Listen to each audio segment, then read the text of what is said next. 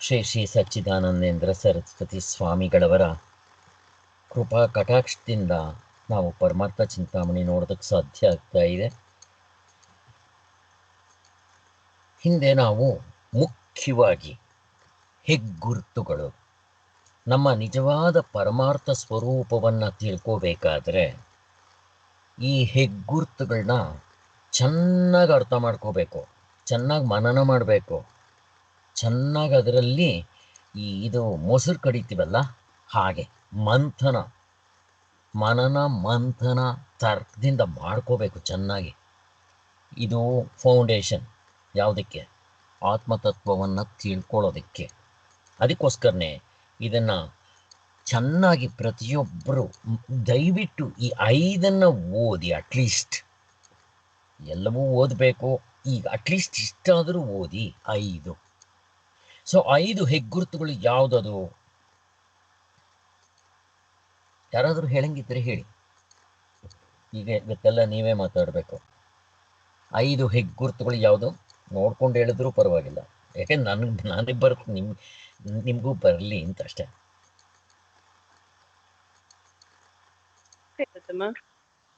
ವೈಶಾಲ್ಯ, ಅಹೋತಾತ್ರೇಯದ ವೈಶಾಲ್ಯತೆ ಒಂದು. ಎರಡನೇದು ಇಲ್ಲಿಂದ ಅಲ್ಲಿಗೆ ಅವಸ್ಥೆಗೆ ಕಟ್ಟು ಬಿದ್ದಿರುತ್ತದೆ. ಕರೆಕ್ಟ್. ಮೂರನೇದು ಸಾಕ್ಷಿಯನ್ನು ಗುರುತಿಸುವುದು. ನಾಲ್ಕನೇದು ಎಚ್ಚರ, ಕನಸು, ನಿದ್ದೆ ಸಂಬಂಧ ಇಲ್ಲ, ಒಂದಕ್ಕೊಂದು ಕನೆಕ್ಷನ್ ಇಲ್ಲ. ಆಮೇಲೆ ಎಲ್ಲ ವ್ಯಾಪಕ ಯುಕ್ತಿ, ಇದು ತರ್ಕಕ್ಕೆ ತರ್ಕ ಮಾಡಿ ತಿಳ್ಕೊಳ್ಳುವಂಥದ್ದು. ಹೌದು, ವಿಶಾಲವಾದ ತರ್ಕ. ಹೌದು, ಅನುಭವ ಗಮ್ಯವಾದ ತರ್ಕ. ಆದರೆ ಎಚ್ಚರದಲ್ಲಿ ಆಗೋದು ಇನ್ಸಿಡೆನ್ಸ್ಗಳಿಗೂ, ಕನಸಿನಲ್ಲಾಗೋ ಇನ್ಸಿಡೆನ್ಸ್ಗಳಿಗೂ ಅಜಗಜಾಂತರ ಇರುತ್ತೆ. ನಾವು ಹಾಗೆ ತಗೋಬೇಕು. ಇಲ್ಲಿ ತರ್ಕಕ್ಕೆ ಇಂಪಾರ್ಟೆನ್ಸ್ ಕೊಡಬಾರ್ದು, ಅನುಭವಕ್ಕೆ ಇಂಪಾರ್ಟೆಂಟ್ ಕೊಡಬೇಕು, ಹಾಗೆ ಅಷ್ಟೇ. ಮತ್ತೆ ಕಾಲ, ದೇಶ, ಕಾರ್ಯ, ಕಾರಣ, ಭಾವಗಳು, ಪ್ರಪಂಚ ಅಂತ ನಾವು ಏನು ಕರಿತೀವೋ ಇಲ್ಲಿಂದ ಅಲ್ಲಿಗೆ ಒಂದೂ ಬರೋದಿಲ್ಲ, ಇವೆಲ್ಲ ಗೊತ್ತಿದೆ. ಸೊ ಈಗ ನಾವು ಅವಸ್ಥೆಗಳ ವೈಶಾಲ್ಯ ಟಕ ಹೇಳ್ಬೇಕು. ಇದಾಗಿದೆ. ಮತ್ತೆ ಇನ್ನೊಂದು ಸರಿ, ವೈಶಾಲ್ಯ ಅಂದ್ರೆ ಅದರಲ್ಲಿ ಏನೇನಿರುತ್ತೆ? ಎಚ್ಚರದ ಅವಸ್ಥೆ ಅಥವಾ ಕನಸಿನ ಅವಸ್ಥೆ ತಗೊಂಡ್ರೆ ಅದು ದೃಶ್ಯ ಪ್ರಪಂಚ. ಏನೇನಿರುತ್ತೆ ಇದರಲ್ಲಿ? ಆದಿದೈವಿಕ, ಆಧ್ಯಾತ್ಮಿಕ, ಆದಿಭೌತಿಕ, ಇಡೀ ಎಲ್ಲ ಸೇರ್ಕೊಳ್ಳುತ್ತೆ ಅದರಲ್ಲಿ. ಸಾಕಷ್ಟೇ. ಅಷ್ಟಿದ್ರೆ ವ್ಯವಹಾರ ಮಾಡೋಕ್ಕಾಗುತ್ತಾ? ಇನ್ನೇನಿರ್ಬೇಕು? ನಾನು ಹುಟ್ಟಿದ್ದೀನಿ, ಎಲ್ಲಿ ಹುಟ್ಟಿದ್ದೀನಿ? ದೇಶ, ಕಾಲ. ಅದನ್ನು ಬಿಟ್ರೆ ಪೂರ್ತಿ ಆಗೋದಿಲ್ಲ ಪ್ರಪಂಚ. ಕೃಷ್ಣವೇಣಿಯವರೇ, ಲಾಸ್ಟ್ ಟೈಮ್ ಕೂಡ ನೀವು ಅದನ್ನು ಬಿಟ್ರಿ. ಅದು ಬಿಡಂಗಿಲ್ಲ. ವ್ಯವಹಾರ ಮಾಡಬೇಕಾದ್ರೆ ಮಿಸ್ಕಿದ್ರೆ ಕಾಲ, ಮಿಸ್ಕಿದ್ರೆ ದೇಶ, ಮಿಸ್ಕಿದ್ರೆ ಕಾರಣ. ಮಗು ಹುಟ್ಟಿತು, ಎಲ್ಲಿ ಹುಟ್ಟು? ದೇಶ. ಯಾವಾಗ ಹುಟ್ಟು? ಕಾಲ. ಯಾರು ಹುಟ್ಟಿತು? ಕಾರ್ಯಕಾರಣ ಭಾವ, ಅವ್ರ ತಂದೆ ತಾಯಿಗಳ ಹೆಸರು. ನೋಡಿ, ಮಿಸ್ಕಿ ನೀವು, ಅದು ಇಂಪಾರ್ಟೆಂಟು. ಇದು ದೃಶ್ಯ ಪ್ರಪಂಚದಲ್ಲಿರುತ್ತೆ.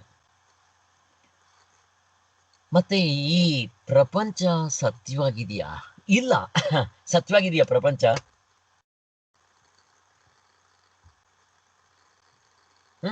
ಇಲ್ಲ, ಇಲ್ಲ, ಇಲ್ಲ. ಹೋಗ್ಲಿ. ಕಾಲ, ದೇಶ, ಕಾರ್ಯ, ಕಾರಣ, ಭಾವ ಸತ್ಯವಾಗಿದೆಯಾ? ಇಲ್ಲ. ಅಷ್ಟೇ. ನಮಗೂ ಕೊಟ್ಟಿರೋ ಎಕ್ಸಾಂಪಲ್ ನೋಡ್ಕೊಂಬೇಡ ನಾವು, ಸಾಕು. ಹಾವು ಅಂತ ಹೆದರ್ಕೊಂತ ಇದ್ದೀನಿ, ಹಗ್ಗ ಅಂತ ಗೊತ್ತಾಯ್ತು. ಹಾವು ತೋರಿಸಿ. ಇಲ್ಲ, ಹಾವು ವಸ್ತುನೇ ಇಲ್ಲದೆ ಇದ್ಮೇಲೆ ಹಾವು ಯಾವಾಗ ಹುಟ್ಟಿತು ಅಂತ ಕೇಳಿದ್ರೆ ಏನು ಹೇಳಬೇಕು? ಯಾವ ದೇಶದಲ್ಲಿ ಹುಟ್ಟಿತು ಸ್ವಾಮಿ? ಯಾವ ಟೈಮ್ನಲ್ಲಿ ಹುಟ್ಟಿತು? ಯಾವುದರಿಂದ ಹುಟ್ಟಿತು ಹೇಳಿ ನೋಡ. ಹಾಗೆ ಪ್ರಪಂಚನೇ ಸತ್ಯವಾಗಿಲ್ಲ, ಅನಿತ್ಯ, ಅನಾತ್ಮ, ನಾಸತೋ ವಿದ್ಯತೆ ಭಾವೋ. ಇನ್ನ ಇದ್ರ ಕಾಲ, ದೇಶ, ಕಾರ್ಯ, ಕಾರಣ ಭಾವದ ಮೇಲೆ ಇನ್ನೆಷ್ಟಪ್ಪ ನಿಂತಿರುತ್ತಿದ್ದು? ಹಂಗೆ ತಗೋಬೇಕು. ಬ್ರಹ್ಮ ಸತ್ಯ ಜಗನ್ ಮಿಥ್ಯ ಮುಗ್ದೋಯ್ತು. ಓಕೆ, ನೆಕ್ಸ್ಟ್ ಇಲ್ಲಿ ಮತ್ತೆ ಮತ್ತೆ ರಿಪಿಟೇಷನ್ ಆದ್ರೂ ತೊಂದರೆ ಇಲ್ಲ, ಎಲ್ರಿಗೂ ಇದು ಅರ್ಥ ಆಗ್ಲಿ ಅಂತ. ಬೇರೆಯವ್ರು ಆನ್ಸರ್ ಮಾಡದೇ ಇದ್ರೂ ಪರವಾಗಿಲ್ಲ, ನೀವು ಕೇಳ್ತಾ ಇದ್ರೆ ಸಾಕು, ನಿಮ್ಗೆ ಎಷ್ಟೊಂದು ಡೌಟ್ಗಳು ಕ್ಲಿಯರ್ ಆಗುತ್ತೆ, ಅರ್ಥನೂ ಆಗುತ್ತೆ. ಈಗ ಆದಿ ದೈವಿಕ ಅಂದ್ರೆ ಏನೇನಿರುತ್ತೆ ಅದರಲ್ಲಿ ಬೇಗ ಬೇಗ ಹೇಳ್ಬೇಕು.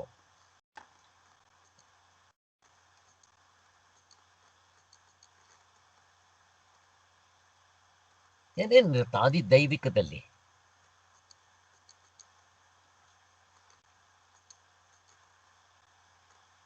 ಹಲೋ,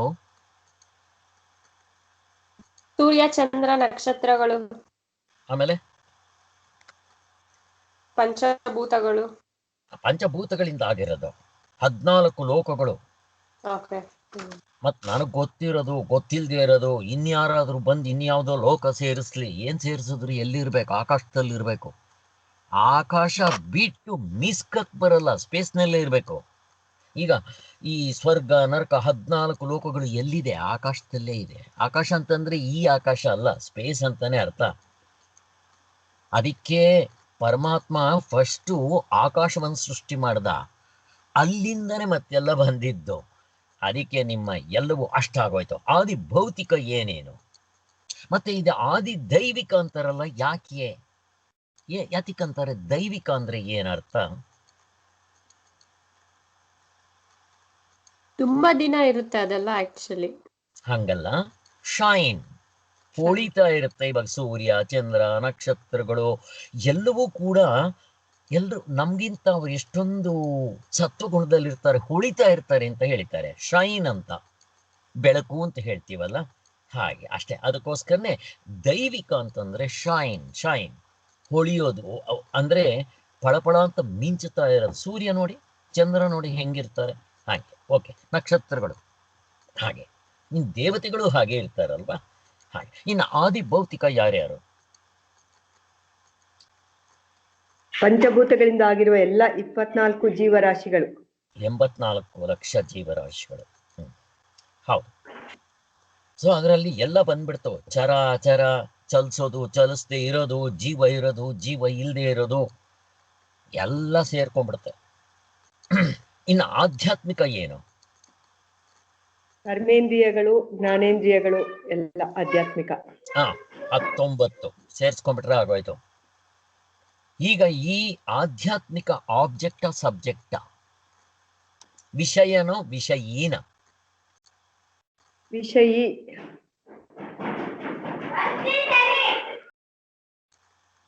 ವಿಷಯೀ ಆಗುತ್ತಾ? 19 ಮುಖಗಳು.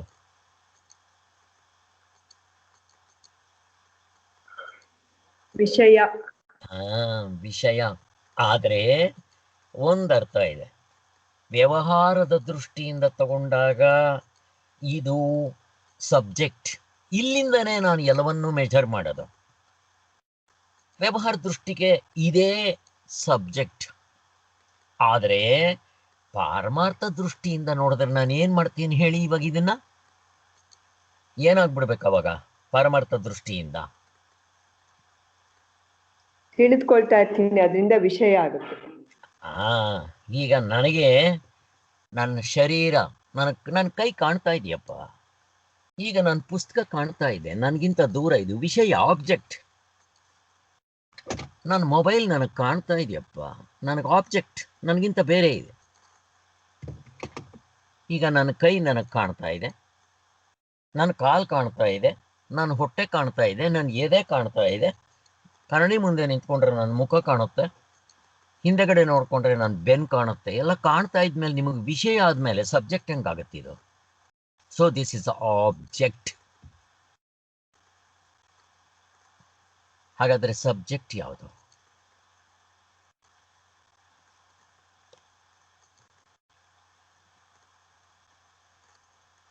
ಸಬ್ಜೆಕ್ಟ್ ಯಾವುದು?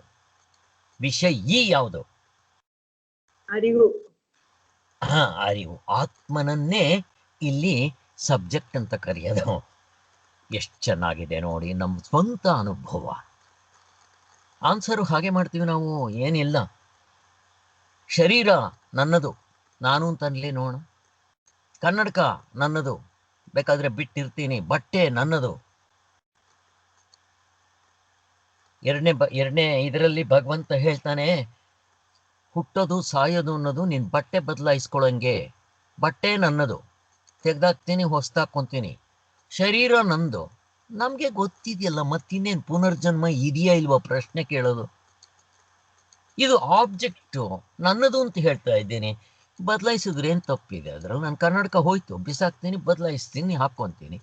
ಕಾರ್ ಹಳೇದಾಯ್ತು, ಬಿಸಾಕ್ತೀನಿ, ಹೊಸ ಕಾರ್ ತಗೊಂತೀನಿ. ನಾವೇ ಹೇಳ್ತಾ ಇದ್ದೀವಲ್ಲ ಪ್ರತಿಯೊಬ್ರು. ಯಾರು ಕೇಳಿದ್ರು ಶರೀರ ನಂದು. ಹಾಗೆ ಅದೆಲ್ಲ ನಾವು ನೋಡಿದ್ದೀವಿ ಚೆನ್ನಾಗಿ. ಹಿಂಗ್ ಚಿಂತನೆ ಮಾಡಬೇಕು, ಮನಸ್ಸಿನಲ್ಲಿ ಚೆನ್ನಾಗಿ ಮಂಥನವಾಗ್ಬೇಕಿದು. ಹಾಗೆ ಇರಲಿ. ಇದನ್ನ ಹೆಂಗ್ ಬರುತ್ತೆ ಅಂದ್ರೆ, ಸುಮ್ಮನೆ ಒಂದ್ಸಾರಿ ಕೇಳೋದ್ರಿಂದ ಬರಲ್ಲ. ಪುಸ್ತಕ ಇಟ್ಕೊಂಡು 100 ಸಲ ಓದಿದ್ರೆ ಮನಸ್ಸಿನಲ್ಲಿ ಪಕ್ಕ ಉಳ್ಕೊಳ್ಳುತ್ತೆ. ಅದಕ್ಕೆ ಸ್ವಾಮಿಗಳು 100 ಸಲ ಓದ್ತಾ ಇದ್ದಿದ್ದು. ಸುಮ್ಮನೆ ಓದೋದ್ರಿಂದ ಉಪಯೋಗ ಇಲ್ಲ. ಸಾಧನೆ ಮಾಡಿದ್ರೆ ತತ್ವದಲ್ಲಿ ನಿಲ್ಲೋದಕ್ಕೆ ಸಹಾಯ ಆಗತ್ತೆ. ನಮಗೆ ಓದೋದು, ಪುಸ್ತಕ ಬರೆಯೋದು, ಪ್ರವಚನ ಮಾಡೋದು, ಹೆಸರು ಬರೋದು ಅಲ್ಲ. ಮತ್ತೆ ತಿರ್ಗಾ ನಾವು ಪ್ರಪಂಚಕ್ಕೆ ಬಂದ್ಬಿಡ್ತೀವಿ. ತತ್ವದಲ್ಲಿ ನಿಲ್ಲಬೇಕು. ನಿಲ್ಲೋದಿಕ್ಕೆ ಇವೆಲ್ಲ ಸಾಧನೆಗಳು ಅಂತ ಹೇಳ್ತಾ ಇರೋದು. ಓಕೆ, ಸೊ ಅಲ್ಲಿಗೆ ವೈಶಾಲ್ಯತೆ ಅಂದ್ರೆ, ಅವಸ್ಥೆ ಅಂದ್ರೆ ಇಷ್ಟಿರ್ಬೇಕಪ್ಪ. ಈಗ ಇದನ್ನ ತಿಳ್ಕೊಂಡ್ರೆ, ನಾನು ಪ್ರಪಂಚದಲ್ಲಿದ್ದೀನ, ಪ್ರಪಂಚ ನನ್ನಲ್ಲಿದೆಯಾ? ಪ್ರಪಂಚ ನನ್ನೊಳಗೆ ಇದೆ. ಇಲ್ಲಿ ನನ್ನೊಳಗೆ ಅಂದ್ರೆ ಯಾವ ನಾನು? ಅರಿವು, ಶುದ್ಧ ಚೈತನ್ಯ. ಆತ್ಮನ್ ತಗೋಬೇಕು. ಇಲ್ಲಿ 2 ನಾನುಗಳಿದೆ, ಒಂದು ಡೂಪ್ಲಿಕೇಟ್ ನಾನು, ಒಂದು ಒರಿಜಿನಲ್ ನಾನು. ಇಲ್ಲಿ ಕೆಲವರು ಹೇಳಿದ್ರು, ಸರ್ ನೀವು ಆನ್ಸರ್ ಹೇಳಕ್ ಹೋಗ್ಬೇಡಿ, ಸುಮ್ಮನೆ ಪ್ರಶ್ನೆ ಕೇಳಿ ಬಿಟ್ಬಿಡಿ ಅಂತ. ನಿಜ. ಆದ್ರೆ ಪಾಪ ಎಷ್ಟೊಂದು ಜನ ಓದಿರಲ್ಲ, ಅವ್ರಿಗಷ್ಟು ಬೇಗ ಕ್ಯಾಚ್ ಮಾಡೋಕ್ಕಾಗಲ್ಲ, ಆನ್ಸರ್ ಕೊಟ್ಟಿರಲ್ಲ.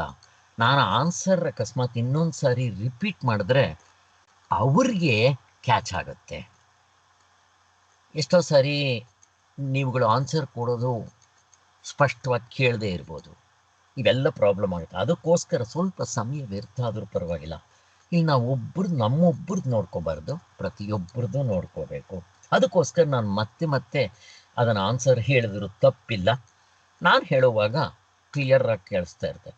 ಈಗ ಸದ್ಗುರು ಅವರು ಆನ್ಸರ್ ಮಾಡ್ತಾ ಇರ್ತಾರಲ್ಲಿ, ಪ್ರಶ್ನೆ ಹೇಳ್ತಾರೆ, ಕೇಳಿರ್ತಾರೆ ಪ್ರಶ್ನೆ.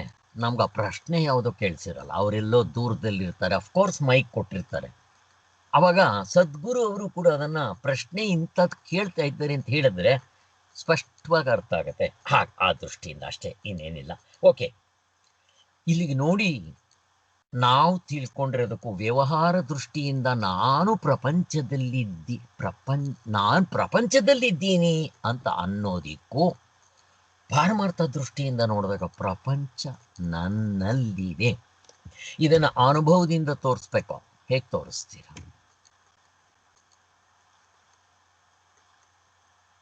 ಸಿಂಪಲ್. ಪಾಪ ಇದು ನೀವು ಹೇಳಕ್ಕಾಗದೇ ಇರ್ಬೋದು.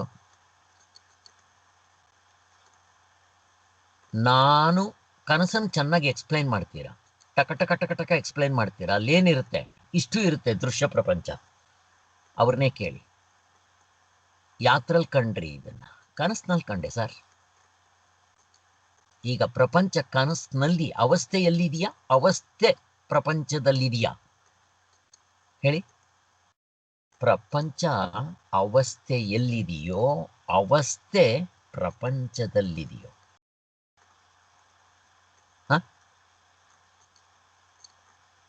ಯಾವ್ದ್ಯಾವ್ದ್ರಲ್ಲಿದೆ? ಪ್ರಪಂಚ ಅವಸ್ಥೆ ಒಳಗಡೆ ಇದೆ. ಅಷ್ಟೇ, ಮುಗ್ದೋಯ್ತು. ಇದನ್ನ ನಾವು ಅಷ್ಟೊಂದು ಚರ್ಚೆ ಮಾಡಬೇಕಾಗಿಲ್ಲ. ಕನಸು ಬಿತ್ತು, ನೀವು ಎಷ್ಟೆಲ್ಲ ಎಕ್ಸ್ಪ್ಲೈನ್ ಮಾಡಿ, ಪ್ರಪಂಚ 3 ಎಲ್ಲ ಎಕ್ಸ್ಪ್ಲೈನ್ ಮಾಡ್ತೀರಾ, ಯಾತ್ರಲ್ಲಿ ಕಂಡಿರ್ತೀರಾ? ಕನಸಿನ ಅವಸ್ಥೆ ಒಳಗಡೆನೆ. ಇದಕ್ಕಿಂತ ಬೇಕಾ ಅನುಭವ? ಹೆಂಗಿರುತ್ತೆ ನೋಡಿ. ನಾನು ಗುರುತಿಸಿರ್ಲಿಲ್ಲ. ಇವತ್ತು ಮತ್ತೆ ಒಂದೊಂದು ಸಾರಿ ಓದಿದಾಗ ಒಂದೊಂದು ಪಾಯಿಂಟ್ಗಳು ಸ್ವಾಮಿಗಳು ಎಲ್ಲೋ ಎಲ್ಲ ಇದೆ ಅಲ್ಲಿ ಪುಸ್ತಕದಲ್ಲಿ. ನಮ್ಮ ಮನ್ಸ್ಗೆ ಹೋಗಿರೋದಿಲ್ಲ, ಅದು ಬಂದಿರೋದು. ಇದಕ್ಕೆ ನಾವು ನಿನ್ನೆ ಎಷ್ಟು ಚರ್ಚೆ ಮಾಡಿಕೊಂಡು ಹಂಗೆ ಹಿಂಗೆ ಎಲ್ಲ ಮಾಡಿದ್ವಿ. ಎಂಥದ್ದು ಬೇಡ, ಸ್ವಂತ ನಮ್ಮ ಅನುಭವದಲ್ಲೇ ಇದೆ. ಅಲ್ಲಿ ಗೊತ್ತಾಗುತ್ತೆ ನಮಗೆ. ಇಲ್ಲಿ ಎಚ್ಚರದಲ್ಲಿ, ಎಚ್ಚರದ ಅವಸ್ಥೆಯಲ್ಲಿ ಪ್ರಪಂಚ ಇದೆ. ಮತ್ತೆ ಇಲ್ಲಿ ತಲೆ ಗಿರ್ರ ಅಂತ ತಿರ್ಗಕ್ಕೆ ಶುರುವಾಗುತ್ತೆ. ಅದನ್ನು ಒಪ್ಕೊಂಡ್ಬಿಡ್ತೀವಿ ಅಲ್ಲೇ. ಹಂಗೆ ಇದನ್ನು ಒಪ್ಕೋಬೇಕು. ಮತ್ತೆ ಹಿಂದೆ ಎಲ್ಲ ಬೇಕಾದಷ್ಟು ಚರ್ಚೆ ಮಾಡಿದ್ದೀವಿ, ಬೇಕಾದಷ್ಟು ಆಯ್ತು. ಈಗ ನಾವು ಮುಂದಕ್ಕೆ ಹೋಗ್ಬೇಕಾಗಿದೆ. ಇದು ಕೂಡ ಮುಗ್ದಿದೆ, ಇದನ್ನು ನೋಡೋಣ. ಈಗ ಎರಡನೇ ಗುರ್ತು, ಎಚ್ಚರ ಕನಸುಗಳಲ್ಲಿ ತೋರುವ ಪ್ರಪಂಚವು ಆಯಾ ಅವಸ್ಥೆಗೆ ಕಟ್ಟು ಬಿದ್ದಿರುತ್ತದೆ. ಹಾಗಂದ್ರೆ ಏನು? ಇವಾಗ ಇದನ್ನ ನಿನ್ನೆ ನಾನು ಇದನ್ನೇ ಮಾಡಿದ್ದೆ, ಇನ್ನೂ ಪೂರ್ತಿ ಆಗಿಲ್ಲ. ಇವತ್ತು ಇದ್ರ ಬಗ್ಗೆ ಪ್ರಶ್ನೆ ಮಾಡ್ಕೊಂಡು ಮುಂದಕ್ಕೆ ಹೋಗ್ಬೇಡ. ಆಯಾ ಅವಸ್ಥೆಗೆ, ಆಯಾ ಅವಸ್ಥೆ ಒಳಗಡೆ ಇರೋ ಪ್ರಪಂಚ ಅಂದ್ರೆ ನಮಗೆಲ್ಲ ಗೊತ್ತು, ಕಟ್ಟು ಬಿದ್ದಿರುತ್ತೆ, ಕಡು ಒಡೆದು ಅಲ್ಲೇ ಇರುತ್ತೆ ಅಂತ. ಅದರ ಅರ್ಥ ಏನು? ಹೇಗೆ ಹೇಗೆ ಹೆಂಗೆ ಎಕ್ಸ್ಪ್ಲೇನ್ ಮಾಡ್ತೀರಾ?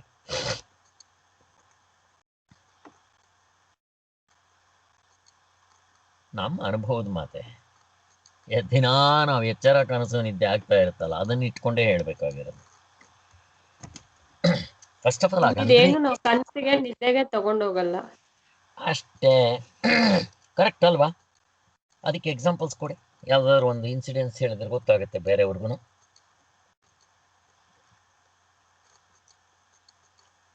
ನೀವ್ ಹೇಳ್ತಿರಲ್ಲ ಕಾಲಕ್ಕೆ ಚಪ್ಪಲಿ ಹಾಕೊಂಡ್ ಮಲ್ಕೊಳ್ಳೋದು. ಕರೆಕ್ಟ್, ಅದು ತಗೋಬಹುದು. ಆದ್ರೆ ನಮ್ಮ ಎಕ್ಸ್ಪೀರಿಯನ್ಸ್ ನಲ್ಲೇ ಹೇಳಿದ್ರೆ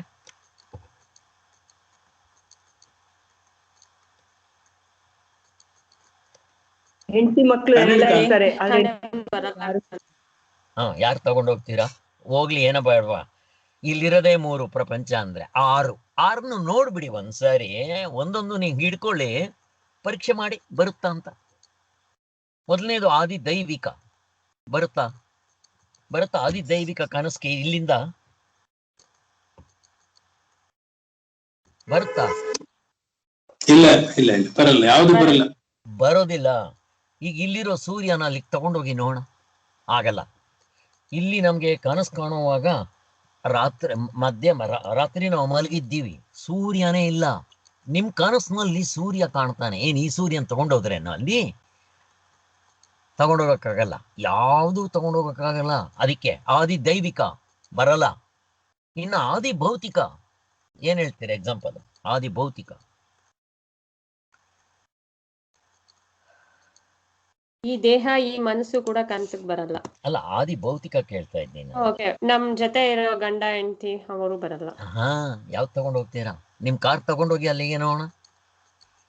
ಕಾರು, ಹೆಂಡತಿ, ಮಕ್ಕಳು, ಮನೆ, ಮಠ, ಆಸ್ತಿ ಪಾಸ್ತಿ, ಅಂತಸ್ತು, ಐಶ್ವರ್ಯ, ನಿಮ್ ನಾಯಿಗಿ ಏನ್ ತಗೊಂಡೋಗ್ತೀರ? ತಗೊಂಡೋಗಿ ನೋಡೋಣ, ಯಾವುದು ಬರಲ್ಲ. ಅದ್ರಲ್ಲಿ ಇರಲ್ವಾ? ಇರ್ತಾರೆ. ಯಾರದು? ಬೇರೆ ಸೆಟ್. ಹೆಂಗಿದೆ?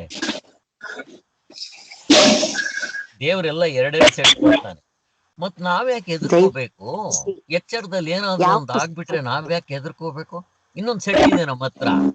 ಕನಸ್ಕೋಗ್ಬಿಟ್ರೆ ಆಯ್ತಪ್ಪ, ಎಲ್ಲ ಇರುತ್ತಲ್ಲ. ನೀವೇನ್ ಬೇಕಾದ್ರೂ ಮಾಡ್ಕೊಳ್ಳಿ, ಸ್ವರ್ಗ ಸೃಷ್ಟಿ ಮಾಡ್ಕೊಳ್ಳಿ, ನೀವು ಬೇಡ ಅನ್ನಲ್ಲ. ಎಷ್ಟ್ ಚೆನ್ನಾಗಿದೆ. ಈಗ ಆಧ್ಯಾತ್ಮಿಕ ಬರುತ್ತಾ? ಆಧ್ಯಾತ್ಮಿಕ ಬರುತ್ತಾ? ಬರಲ್ಲ. ಬರೋದಿಲ್ಲ. 19 ಮುಖಗಳಲ್ಲಿ ಯಾವ್ದಾದ್ರು ಮನಸ್ಸು ಯಾಕೆ ಬರೋದಿಲ್ಲ? ಮನಸ್ಸು ಬರ್ಬೇಕಲ್ಲ. ಶರೀರ ಬರೋದ್ ಬೇಡ, ಮನಸ್ಸು ಇಲ್ಲ. ಸೂಕ್ಷ್ಮ ಮನಸ್ಸು ಬರಬಹುದಪ್ಪ, ಸೂಕ್ಷ್ಮ ಮನಸ್ಸು ಬರಬಹುದು. ಯಾಕೆ ಬರಲ್ಲ? ಹೆಂಗ್ ಹೇಳ್ತೀರಾ? ಮನಸ್ಸು ಬರುತ್ತಾ? ಇಲ್ಲ. ಹೆಂಗೆ ಹೇಳ್ತಿದ್ದೀರಾ ನೀವು? ಮನಸ್ಸು ಬರಲ್ಲ ಅಂತ ಹೆಂಗೆ ಹೇಳ್ತೀರಾ? ನಾನು ಹೇಳ್ತೇನೆ ಮನಸ್ಸು ಬರುತ್ತೆ ಅಂತ. ಹೆಂಗ್ ಪ್ರೂವ್ ಮಾಡ್ತೀರಾ ಇದನ್ನ? ಅನುಭವದ್ದೇ ಅಲ್ಲ.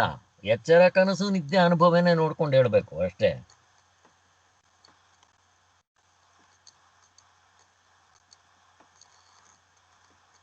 ಈ ಮನಸ್ಸು ಬಂದ್ರೆ ನನ್ಗೆ ಕನಸಲ್ಲಿ ನಡೀತಿರೋದೆಲ್ಲ ಸುಳ್ಳು ಅಂತ ಗೊತ್ತಾಗ್ಬೇಕಿತ್ತು. ನಾನ್ ಆರಾಮಾಗಿ ಮಲ್ಗಿದ್ದೀನಿ ಅಂತ ಗೊತ್ತಾಗ್ಬೇಕಿತ್ತು. ಮತ್ತೆ ಕಾಲ ಒಂದೇ ಕಂಟಿನ್ಯೂಯೇಷನ್ ಇರ್ಬೇಕಿತ್ತು. ಕರೆಕ್ಟ್. ಫಸ್ಟ್ ಆಫ್ ಆಲ್ ನನಗೆ ಅದು ಒಂದು ಪಾಯಿಂಟು ಕರೆಕ್ಟು. ಈಗ ನಾನು ಕನಸ್ಗೆ ಹೋಗ್ಬೇಕಾದ್ರೆ ಎಚ್ಚರದಿಂದ ಡೈರೆಕ್ಟಾಗಿ ಕನಸ್ಗೆ ಹೋಗ್ಬಿಟ್ರಪ್ಪ ನೋಡೋಣ, ಬರಲ್ಲ. ಹೆಂಗೋಗ್ಬೇಕು? ಫಸ್ಟ್ ನಾನು ಮಲಗಬೇಕು, ನಿದ್ದೆಗೆ ಹೋಗ್ಬೇಕು. ನಿದ್ದೆ ಹೋದ್ಮೇಲೆ ಅಲ್ಲಿಂದ ಕನಸು ಬೀಳಬೇಕು. ಆದರೆ ಕನಸಿನಿಂದ ಎಚ್ಚರಿಕೆ ಡೈರೆಕ್ಟಾಗಿ ಬರ್ಬೋದು, ಇಲ್ಲ ನಿದ್ದೆಗೆ ಹೋಗ್ಬೋದು, ಇಲ್ಲ ಕನಸಿನಿಂದ ಮತ್ತಿನ್ನೊಂದು ಕನಸ್ಗೆ ಹೋಗ್ಬೋದು. ಎಷ್ಟು ಪಾಸಿಬಿಲಿಟೀಸ್ ಇದೆ ಕನಸಿಂದು. ಆಯಿತು, ಈಗ ನೀವು ನಿದ್ದೆಗೆ ಹೋಗ್ಬೇಕಾದ್ರೆ ಮನಸ್ಸು ಇಟ್ಕೊಂಡ್ರೆ ನಿದ್ದೆ ಬರುತ್ತಾ? ಪ್ರಶ್ನೆ. ಬರಲ್ಲ. ಬರಲ್ಲ. ನಿಮಗೆ ನಿದ್ದೆಗೆ ಹೋಗ್ಬೇಕಾದ್ರೆ ಫಸ್ಟ್ ಸ್ಟೇಜ್ಗೆ ಹೋಗ್ಬೇಕಾದ್ರೆ ಮನಸ್ಸಿದ್ರೆ ನಿದ್ದೆ ಬರಲ್ಲ ಅಂತ ಅಂದಮೇಲೆ ಅದಕ್ಕೆ ಹೋಗಿ ನಿದ್ದೆ ಬಂದು ಆಮೇಲೆ ನಿಮ್ಗೆ ಕನಸು ಬೀಳಬೇಕು. ಅದೇಂಗೆ ತಗೊಂಡು ಹೋಗ್ತೀರಪ್ಪ ಮನಸ್ಸು ಇಲ್ಲಿಂದ ಅಲ್ಲಿಗೆ?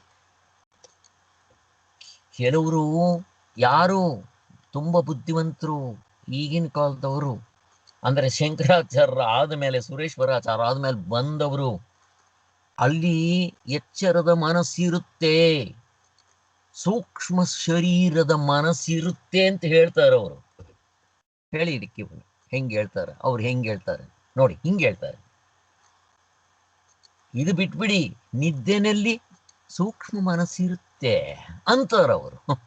ಇದಕ್ಕೇನು ಹೇಳ್ಬೇಕು ಅವ್ರಿಗೆ? ಹೆಂಗೆ ಕನ್ವಿನ್ಸ್ ಮಾಡ್ತೀರಾ? ಅನುಭವ ನೋಡ್ಕೋಬೇಕು ಇಲ್ವೋ? ಹಾಗೆ ಅವ್ರಿಗೆ ಕನ್ವಿನ್ಸ್ ಮಾಡಕ್ ಆಗಲ್ಲ ಸರ್. ನಾನು ನೋಡಿದ್ದೀನಿ ಎಷ್ಟು ಜನ ಹೇಳ್ತಾರೆ.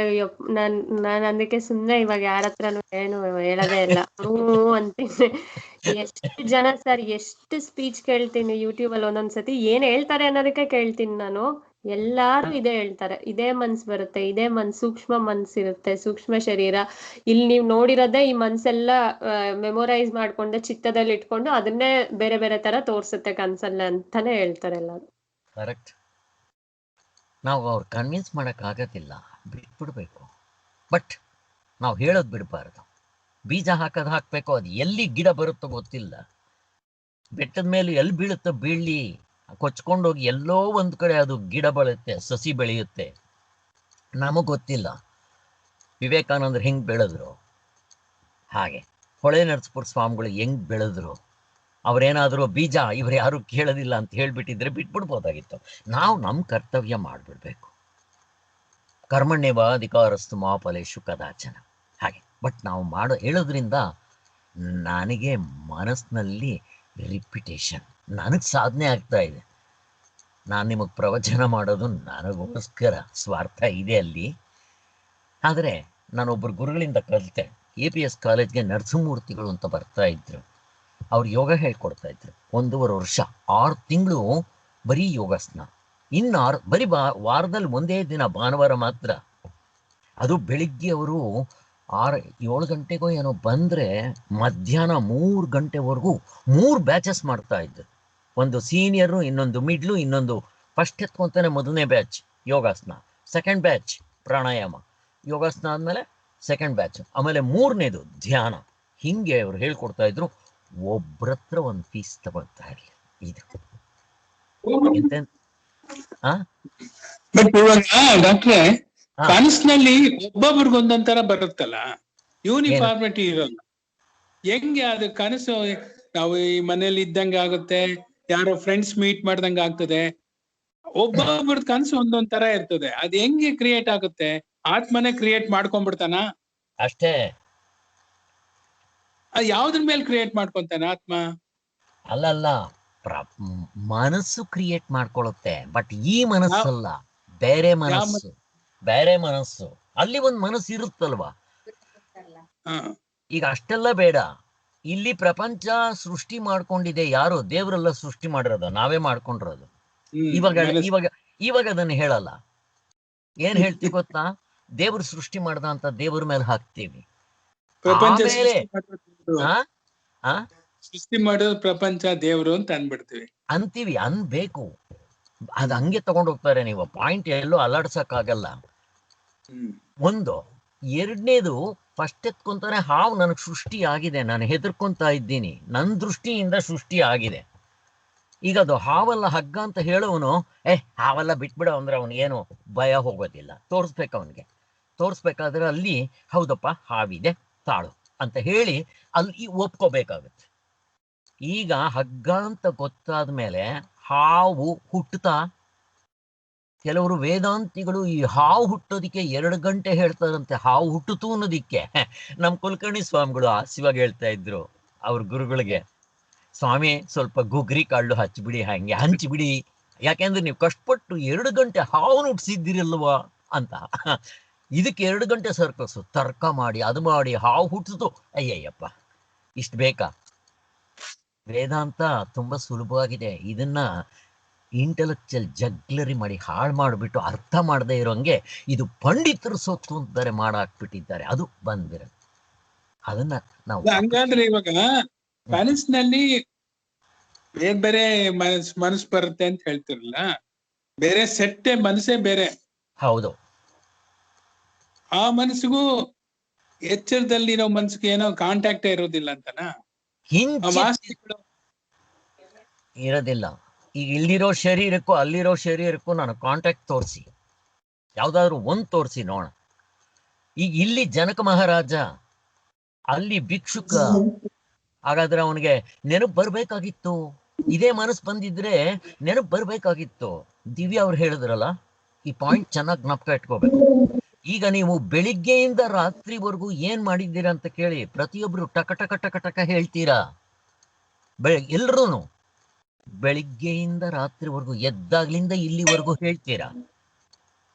ಈಗ ನೀವು ಬೆಳಿಗ್ಗೆಯಿಂದ ರಾತ್ರಿವರೆಗೂ ಹೇಳ್ಬೇಕಾದ್ರೆ ಒಂದೇ ಕಾಲ, ಒಂದೇ ದೇಶ, ಒಂದೇ ಮನಸ್ಸು, ಇದೇ ಶರೀರ, ಇದೇ ಪ್ರಪಂಚ, ಇದೇ ಸೂರ್ಯ ಚಂದ್ರ ನಕ್ಷತ್ರಗಳು ಎಲ್ರಿಗೂ. ಈಗ ನೀವು ಕನಸ್ಗೆ ಹೋಗ್ತೀರಾ, ಈ ಕಾಲ ತಗೊಂಡು ಹೋಗ್ತೀರಾ. ಈಗ ನೀವು ಬೆಳಿಗ್ಗೆ ಏನ್ ಮಾಡಿದ್ರಿ ಅಂದ್ರೆ ನೀವು ಟಕ ಟಕ ಹೇಳ್ತೀರಪ್ಪ.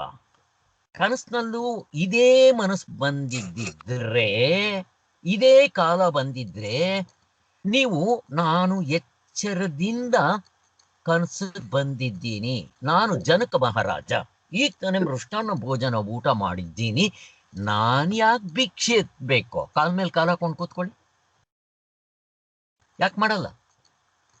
ಹಾವು ಸುಳ್ಳು, ಓಡೋಗ್ಬೇಡಿ. ಕನಸಿನ ಹಾವು ಏನು ಮಾಡೋದಿಲ್ಲ ಅಂತ ಕಾಲ ಮೇಲೆ ಕಾಲ ಹಾಕೊಂಡು ಕಾಲ ಅಲ್ಲಾಡಿಸ್ಕೊಂಡು ಕೂತ್ಕೊಳ್ಳಿ ನೋಡ. ಆಗೋದಿಲ್ಲ. ಅವ್ನ್ ಭಿಕ್ಷುಕ ಅಂತ ಹೆಂಗ್ ಕ್ರಿಯೇಟ್ ಆಯ್ತು ಅವನ್ ಮನ್ಸಿನಲ್ಲಿ? ಮನಸ್ಸು ಕ್ರಿಯೇಟ್ ಮಾಡುತ್ತೆ. ಇವಾಗ ನೀವು ಈ ಪ್ರಪಂಚನ ಹೆಂಗ್ ಕ್ರಿಯೇಟ್ ಮಾಡಿದ್ರೆ ಅಲ್ಲಿವರೆಗೂ ಯಾಕೆ ಹೋಗ್ತೀರಾ? ಈಗ ನೀವು ಶರೀರನ್ ಕ್ರಿಯೇಟ್ ಮಾಡಿದ್ದೀರ ಅಂತ ನಾನು ಹೇಳ್ತೀನಿ. ಈ ಹಳಾದ್ ಮನಸ್ಸು ಮಾಡೋದು, ಪ್ರಪಂಚ ಸೃಷ್ಟಿ ಮಾಡೋದೆಲ್ಲ ಮನಸ್ಸೇ. ಇಲ್ಲಿ ಎಚ್ಚರದಲ್ಲಿ ಹೇಳಿ, ನೀವು ಕನಸು ಬಿಟ್ಬಿಡಿ.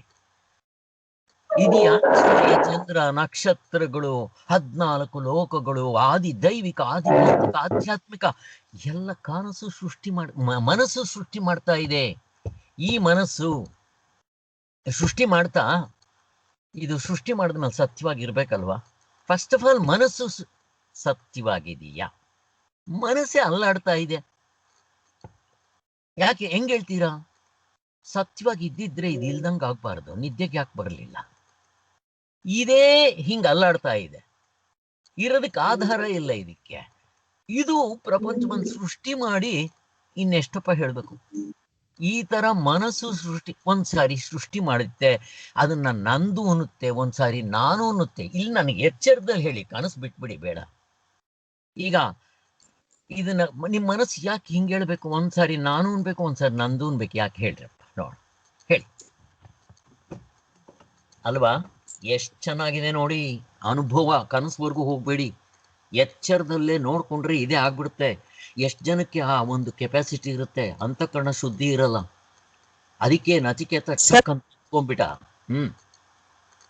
ಎಚ್ಚರದಲ್ಲಿರೋ ವ್ಯಕ್ತಿಗಳು, ಎಚ್ಚರದಲ್ಲಿ ನೋಡಿರ್ತಕ್ಕಂತ ಸ್ಥಳಗಳು, ಎಚ್ಚರದಲ್ಲಿ ಪರಿಚಯ ಇರುವಂತ ವ್ಯಕ್ತಿಗಳು ಎಲ್ಲಾನು ಬರ್ತಾರಲ್ಲ. ಈ ಮನ್ಸ್ಗೂ ಆ ಮನ್ಸ್ಗೂ ಸಂಬಂಧನೇ ಇಲ್ಲ ಅಂದ್ರೆ ಕನಸಿನಲ್ಲಿ ಅದೇ ವ್ಯಕ್ತಿಗಳು, ಅಣ್ಣನೋ ತಮ್ಮನೋ ಗಂಡನೋ ಮಕ್ಕಳು ಯಾರೋ ಬರ್ತಾರೆ, ಏನೋ ಬಂದಂಗೆ ಏನೋ ಹೇಳ್ದಂಗೆ ಎಲ್ಲ ಆಗುತ್ತೆ. ಆ ಮನ್ಸ್ಗೂ ಈ ಮನ್ಸ್ಗೂ ಏನ್ ಸಂಬಂಧನೇ ಇಲ್ಲ ಅಂತಂದ್ರೆ ಅವರೆಲ್ಲ ಅಲ್ತಾರೆ. ಕರೆಕ್ಟ್. ಈಗ ಅವನಿಗೆ ಚಿಟ್ಟೆ ಆಗಿ ಹುಟ್ಟಿದ್ದ, ನೀವ್ ಎಚ್ಚರದಲ್ಲಿ ಯಾವಾಗ ಚಿಟ್ಟೆ ಆಗಿದ್ರಿ ಹೇಳಿ? ಜನಕ ಮಹಾರಾಜ ಯಾವಾಗ ಅವನ್ ಭಿಕ್ಷೆ ಎತ್ತುತ್ತಾ ಇದ್ದ ಮಹಾರಾಜ, ಇವಾಗ ಅವನ್ ಭಿಕ್ಷೆ ಎತ್ತದ ಅವನಿಗೆ ಎಲ್ಲಿ ಬಂತು, ಎಲ್ಲಿಂದ ಬಂತು ಹೇಳಿ ನನಗೆ ಫಸ್ಟ್. ಎಚ್ಚರದಲ್ಲಿರದೇ ಬರ್ಬೇಕು ಅನ್ನೋ ರೂಲ್ಸ್ ಇಲ್ಲ. ಹೇಳಿ, ಇವಾಗ ಚಿಟ್ಟೆ ಆಗಿದ್ದ ಅವನು, ಆಮೇಲೆ ಕನಸುಗಳಲ್ಲಿ ಏನ್ ಬೇಕಾದ್ರೂ ಆಗುತ್ತೆ. ಈಗ ಅಲ್ಲಿ ಹಸು ಅಲ್ಲ, ಕನಸ್ಗೂ ಇದಕ್ಕೂ ಲೆಕ್ಕ ಹಾಕಿದ್ರೆ 10 ನಿಮಿಷನೋ 5 ನಿಮಿಷನೋ ಇವನು ನಿದ್ದೆ ಮಾಡಿರ್ತಾನೆ, ಕನಸಿನಲ್ಲಿ 12 ವರ್ಷಗಳು ಮುಗ್ದೋಗ್ಬಿಟ್ಟಿರುತ್ತೆ. ಹೇಳಿ ಹೆಂಗೆ? ಅಂದ್ರೆ ಮನಸ್ಸು ಇವಾಗ ನೀವು ಹೇಳೋ ಪ್ರಕಾರ ಎಚ್ಚರದ್ದೇ ಅಲ್ಲಿ ಬರುತ್ತೆ ಅನ್ನೋದಕ್ಕೆ ಕೆಲವು ನಿಮಗೆ ಗೊತ್ತಿಲ್ಲದೆ ಇರೋದು ಬರುತ್ತಲ್ಲ, ಅದನ್ನೇನ್ ಮಾಡ್ತೀರಾ ಹೇಳಿ? ಇವಾಗ ಚಿಟ್ಟೆ ಆಗಿದ್ದ ಅವನು, ಮತ್ತೆ ಗೊತ್ತಿರೋದು ಬರುತ್ತಲ್ಲ ಅದಂಗೆ ಹೇಳ್ತೀರಾ? ಗೊತ್ತಿರೋದು ಬರುತ್ತಲ್ಲ ಅದಂಗೆ ಹೇಳ್ತೀರಾ? ಇವಾಗ ನಾನು ಫಸ್ಟ್ ಅದು ಬಿಟ್ಬಿಡಿ, ಆಯ್ತು. ಗೊತ್ತಿಲ್ಲದೆ ಇರೋದು ಬರುತ್ತಲ್ಲ, ನೀವು ಯಾವಾಗ ಆಗಿದ್ದೀರಿ ಎಚ್ಚರದಲ್ಲಿ ಚಿಟ್ಟೆ ಹೇಳಿ? ನನಗೆ ಫಸ್ಟ್ ಇದಕ್ಕೆ ಉತ್ತರ ಕೊಡಿ ನೀವು, ಆಮೇಲೆ ಅದಕ್ಕೆ ಉತ್ತರ ಕೊಡಿವ್ರಂತೆ. ಇವಾಗ ಗೊತ್ತಿಲ್ಲದೆ ಇರೋದು ಆಗುತ್ತೋ ಇಲ್ವೋ? ಇವಾಗ ಅವ್ನು ಭಿಕ್ಷೆ ಎತ್ತಿದ್ದಾನ ಜನಕ ಮಹಾರಾಜ ಯಾವತ್ತಾದ್ರೂ ಅವನ ಜೀವನದಲ್ಲಿ? ಇವಾಗ ಅವ್ನು ಭಿಕ್ಷೆ ಎತ್ತದಂಗಾಗುತ್ತೆ. ನಾವು ನೋಡ್ಕೋಬೇಕು, ನಮಗೂ ಕನಸುಗಳು ಹಿಂಗೆ ಆಗತ್ತೆ. ಎಷ್ಟು ವಿಚಿತ್ರವಾಗಿದೆ. ಈಗ ಅನುಭವ ಹಿಡ್ಕೋಬೇಕು, ತರ್ಕ ಹಿಡ್ಕೊಳಕ್ ಹೋಗ್ಬಾರ್ದು. ಅಲ್ಲಿ ತರ್ಕ ಮಾಡಕ್ ಹೋದ್ರೆ ಹಿಂಗೆ ಹೆಚ್ಚು ಕಡಿಮೆ ಆಗೋದು. ಫಸ್ಟ್ ನೀವು ಅನುಭವಕ್ಕೆ ಇಂಪಾರ್ಟೆನ್ಸ್ ಕೊಡಿ, ತರ್ಕಕ್ಕೆ ಕೊಡಬೇಡಿ ಅಂತಾರೆ ಅಲ್ವಾ? ಯೋಚನೆ ಮಾಡಿ. ಈಗ ನಾನು ನಿಮ್ಮನ್ನೇ ಪ್ರಶ್ನೆ ಕೇಳ್ತೇನೆ, ನೀವು ತರ್ಕದಿಂದಾನೇ ಉತ್ತರ ಕೊಡ್ರಪ್ಪ. ಎಷ್ಟೋ ನಿಮ್ಗೆ ಕಾಣದೇ ಇರೋರು ಬರ್ತಾರೆ ಕನಸಿನಲ್ಲಿ. ಈಗ ಉದಾಹರಣೆಗೆ, ಈಗ ಒಬ್ಬ ಯಾರು ಮಠ ಮಧ್ಯಾಹ್ನ 12 ಗಂಟೆಯಲ್ಲಿ ಅವನು ಆ KRS ಸಾಗರದ ಮೇಲೆ ನಿಂತಿರ್ತಾನೆ. ಒಂದು ಮಗು ಬಿದ್ದೋಗ್ಬಿಡುತ್ತೆ KRS ಸಾಗರದಲ್ಲಿ. ಇವನು ಧುಮುಕಿ ಆ ಮಗುನ ಕಾಪಾಡ್ತಾನೆ. ಎಲ್ರೂ ಬೇಷ್ ಅಂತಾರೆ ಅವನಿಗೆ. ಎಚ್ಚರಕ್ಕೆ ಬಂದಿದ ತಕ್ಷಣ ಅವನ ಸ್ಥಿತಿ ಏನು ಗೊತ್ತಾ? ಕ್ವಾಡ್ರಿಪಿಜಿಯಾ, ಕೈಗಳು ಕಾಲುಗಳು ಸ್ವಾಧೀನ ಇಲ್ಲ, ಮುಖ ಸೊಟ್ಟ, ಬಾಯಿ ಯಾವ ಕಡೆನೋ ಹೋಗುತ್ತೆ, ತಿನ್ನಕ್ಕಾಗೋದಿಲ್ಲ. ಅವನು ಮೈಸೂರಿನಲ್ಲಿ ಮನೆಯಲ್ಲಿ 3ನೇ ಫ್ಲೋರ್ನಲ್ಲಿ ಮಲಗಿದ್ದಾನೆ. ಇದು ನಡೆದದ್ದಂತೆ ಕತೆ, ಅವನಿಗೆ ಕನಸು ಬಿದ್ದಿದ್ದು. ಈಗ ಹೇಳ್ರಪ್ಪ, ಇದು ಹೆಂಗೆ ಹೊಂದಿಸ್ತೀರಾ? ಇದು ಮನಸ್ಸು ಏನ್ ಬೇಕಾದ್ರೂ ಕಲ್ಪನೆ ಮಾಡ್ಕೋಬಹುದು. ಅದೇನು ಮಹಾ ದೊಡ್ಡದು? ಎಚ್ಚರದಲ್ಲೇ ಇಷ್ಟು ಚೆನ್ನಾಗಿ ಪ್ರಪಂಚನ ಕಲ್ಪನೆ ಮಾಡಿಕೊಂಡ್ರೆ ಕನಸಿನಲ್ಲಿ ಜುಜುಬಿ ಮಾಡ್ಕೊಳಕ್ ಬರಲ್ವಾ? ಸುಳ್ಳಾಗಿರೋದನ್ನ ನಿಜವಾಗಿರೋದೇ ಇಷ್ಟೆಲ್ಲ ಸೃಷ್ಟಿ ಮಾಡ್ಕೊಳಕ್ ಬಂದ್ರೆ ಈ ಮನಸ್ಸಿಗೆ ಕನಸಿನಲ್ಲಿ ಆಫ್ಟರ್ ಆಲ್ ಸುಳ್ಳು. ಅದನ್ನೇನು ಇವಾಗ ನೀವು ಹಗಲ್ಗನ್ಸು ಮಾಡ್ತೀರಪ್ಪ ಕೂತ್ಕೊಂಡು, ಇಲ್ದೇ ಇರೋದೆಲ್ಲ ಕಲ್ಪನೆ ಮಾಡ್ಕೊತೀರಲ್ಲ, ಏನು ಮುಂದೆ ಹಿಂಗ ಆಗ್ಬಿಡುತ್ತೆ ಹಂಗಾಗ್ಬಿಡುತ್ತೆ ಅಂತ. ನಮ್ಮ ಮನಸ್ಸು ನೋಡಿ ಹೆಂಗಿದೆ. ಮನಸ್ಸಿನ ವೇಗ ಬೆಳಕಿನ ವೇಗಕ್ಕಿಂತ ಫಾಸ್ಟ್. ಅದು ಬಿಡಿ, ನಮ್ಮ ಆತ್ಮನ ವೇಗ ಮನಸ್ಸಿನ ವೇಗಕ್ಕಿಂತ ಫಾಸ್ಟ್ ಅಂತ ಹೇಳ್ತಾರೆ. ಯಾಕೆ ಗೊತ್ತಾ? ಆತ್ಮ ಹೋಗ್ಬೇಕಾಗಿಲ್ಲ, ಎಲ್ಲ ಕಡೆ ಇರ್ತಾನೆ ಅವನು. ಇರ್ಲಿ, ಅದು ಬೇರೆ. ಹೀಗೆ ನಾವು ಇದು ಮೊದಲು ತುಂಬಾ ಮನಸ್ಸಿಗೆ ನಮ್ಗೆ ಬೇಗ ಕನ್ವಿನ್ಸ್ ಸರ್, ನಮ್ಗೆ ಎಚ್ಚರದ ಅನುಭವಗಳು, ಎಚ್ಚರದ ವ್ಯಕ್ತಿಗಳು, ಎಚ್ಚರದ ಒಂದು ಏನೇನು ನಡೆದಿರುತ್ತೋ ಒಂದು ಅದನ್ನೆಲ್ಲ ಮನ್ಸು ಅಲ್ಲಿ ಮತ್ತೆ ಅಲ್ಲೇನೋ ಹೇಳೋದು ಕನಸಿನಲ್ಲಿ, ಅದೂನು ನಿಜ. ನೀವ್ ಹೇಳ್ದಂಗೆ ನಾವ್ ಎಷ್ಟೊಂದು ನೋಡ್ದೇ ಇರೋಂಥ ಸ್ಥಳಗಳು, ನೋಡ್ದೇ ಇರೋಂಥ ವ್ಯಕ್ತಿಗಳು, ಆ ತರದ್ದು ಬರೋದೂನು ನಿಜ. ಬಟ್ ಇದು ಈ ಪ್ರಶ್ನೆಗೆ ಬಂದಾಗ, ಈಗ ನಮಗೆ ಗೊತ್ತಿರೋ ಒಂದು ಸಂಬಂಧದವರು ಯಾರಾದ್ರೂ ಫ್ರೆಂಡ್ಸ್ ಆಗ್ಲಿ, ಮನೆಯವರು ಆಗ್ಲಿ, ಬಂಧುಗಳಾಗ್ಲಿ, ಅವರು ಬಂದಿರೋದು ಇದನ್ನೆಲ್ಲ ನೆನೆಸ್ದಾಗ ಎಚ್ಚರದ ಮನ್ಸ್ಗುನು ಕನಸಿನ ಮನ್ಸ್ಗುನು ಏನೋ ರಿಲೇಷನ್ ಇದೆ ಅಂತಾನೆ ಅನ್ಸುತ್ತೆ. ಕರೆಕ್ಟು. ಈಗ ಬೇರೆ ಕಡೆ ಸರ್, ನನ್ಗೇನ್ ಅನ್ಸುತ್ತೆ ಅಂದ್ರೆ, ನಾನು ಹಿಂಗ್ ಯೋಚನೆ ಮಾಡ್ತಿದ್ರೆ ಇಲ್ಲೂ ಕೂಡ ನನ್ ಕರ್ಮಾನುಸಾರವಾಗೇ ಈ ಪ್ರಪಂಚ ಸೃಷ್ಟಿ ಮಾಡ್ಕೊಂಡಿರ್ತೀಯಲ್ಲ ಈ ಮನ್ಸೆ. ಸೊ ಆದಿಯಿಂದ ನನ್ ಕರ್ಮಗಳೇನೋ ಇದೆ, ಅದಕ್ಕೋಸ್ಕರನೇ ಒಂದ್ ಫ್ಯಾಮಿಲಿ ಎಲ್ಲ ಹಿಂಗೆಲ್ಲ ಸೃಷ್ಟಿ ಮಾಡಿದೆ. ಅದ್ ನಂಗ್ ಮೋಕ್ಷ ಆಗೋವರ್ಗು ಇದ್ ಕಂಟಿನ್ಯೂ ಆಗುತ್ತೆ. ಹಂಗೆ ಕನ್ಸಲ್ ಕೂಡ ಕೆಲವು ಕರ್ಮಗಳನ್ನ ಅನುಭವಿಸ್ತೀವಿ ಅಂತಾನೆ ಅನ್ಸುತ್ತೆ. ಯಾಕೆಂದ್ರೆ ಒಂದೊಂದ್ಸತಿ ತುಂಬಾ ಭಯ ಆಗುತ್ತೆ ಕನ್ಸಲ್ಲೇ, ಒಂದೊಂದ್ಸತಿ ಚೆನ್ನಾಗಿರುತ್ತೆ. ಸೊ ಕೆಲವು ಕರ್ಮಗಳನ್ನ ಕನ್ಸಲ್ ಕೂಡ ಅನುಭವಿಸೋದಕ್ಕೇನೆ ನಾವೇನೆ ಇಲ್ಲೂ ಮಾಡ್ಕೊಂತೀವಿ, ಅಲ್ಲೂ ಮಾಡ್ಕೊಂತೀವಿ. ಆಕ್ಚುಲಿ ಅಧ್ಯಾರೋಪದಿಂದ ಏನು ಇಲ್ಲದೆ ಇರ್ಬೋದು, ಬಟ್ ಈಗ ಹೆಂಗ್ ಮಾಡ್ಕೊಂಡಿದೀವೋ ಹಂಗೆ ಕನ್ಸಲ್ ಕೂಡ ಅದ್ ಮಾಡ್ಕೊಳತ್ತೆ. ಸಂಬಂಧ ಇಲ್ಲ ಅಂತಾನೆ ಅನ್ಸುತ್ತೆ ಯೋಚನೆ ಮಾಡಿದ್ರೆ. ಇದು ಬೇಗ ಕನ್ವಿನ್ಸ್ ಆಗೋದು. ನನಗೆ ನಾ ಅನ್ಕೊಳ್ಳೋದು ಎಷ್ಟೊಂದು ಕಲ್ಪಾಂತರಗಳಾಗಿದೆ, ನಾವೆಲ್ಲೂ ಕಲ್ಪಾಂತರಗಳಿಂದ ಎಲ್ಲೆಲ್ಲಿಂದಲೋ ಬಂದವ್ರೆ, ಎಲ್ಲಾ ಕಲ್ಪಾಂತರಗಳಲ್ಲೂ ನಾವೇನೇನೋ ಆಗಿರ್ತೀವಿ, ಆ ಸೇರಿ ಕನಸುಗಳು ಬರುತ್ತೆ ಅಂತ ನನ್ನ ಅನಿಸಿಕೆ. ಅದು ಹೆಂಗಾದರೂ ಬಂದ್ಕೊಳ್ಳಿ, ನಮಗೆ ಬೇಕಾಗಿರೋದು ಇಷ್ಟು. ಇಲ್ಲಿರೋ ಮನಸ್ಸು, ಬುದ್ಧಿ, ಚಿತ್ತ, ಅಹಂಕಾರ ಹೋಗ್ಲಿ. ಸೂರ್ಯ ಇಲ್ಲಿಂದ ಯಾಕೆ ಬರಲ್ಲ? ನೀವು ಇದು ತಗೊಂಡೋದ್ರೆ ಸೂರ್ಯನೂ ಬರಬೇಕಪ್ಪ, ಚಂದ್ರನೂ ಬರಬೇಕು, ನನ್ನ ಹೆಂಡತಿ ಮಕ್ಕಳು ಬರಬೇಕು. ಹೋಗ್ಲ ಹಂಗೆ ಹೇಳ್ರಪ್ಪ. ಇವಾಗ ನಿಮ್ಮ ಸ್ನೇಹಿತರು ಬಂದ್ರಲ್ವಾ, ನಿಮ್ಮ ಮನಸ್ಸೇ ಬಂದಿದ್ರೆ ಸ್ನೇಹಿತರು ಯಾಕೆ ಬರಬಾರ್ದು ಅಲ್ಲ ಕನಸಿಗೆ? ನಾನು ಕೇಳ್ತೀನಿ, ನನ್ನ ಹೆಂಡತಿ ಯಾಕೆ ಬರಬಾರ್ದು? ನಿಮ್ಮ ಮನಸ್ಸು ಬಂತು, ಶರೀರ ಯಾಕೆ ಬರಬಾರ್ದು? ನನಗೆ ಹಾಗೆ ಹೇಳಿ. ನೀವು ಶರೀರ ಬಂದಿರುತ್ತೆ ತೋರಿಸಿ. ಹೆಂಡತಿ ಮೇಲೆ ಸಿಕ್ಕಾಡೆ ಪ್ರೀತಿ ಇದ್ರೆ ಬರ್ತಾರೆ. ಹಾಗಾದ್ರೆ ಇವಾಗ ಹೆಂಡತಿ ಮೇಲೆ ಪ್ರೀತಿ ಇಲ್ಲ ಅಂತನಾ? ಶಾಂತ ಅವ್ರೆ ನೋಡಿ ಏನು ಹೇಳ್ತಾರೆ ಅವರು.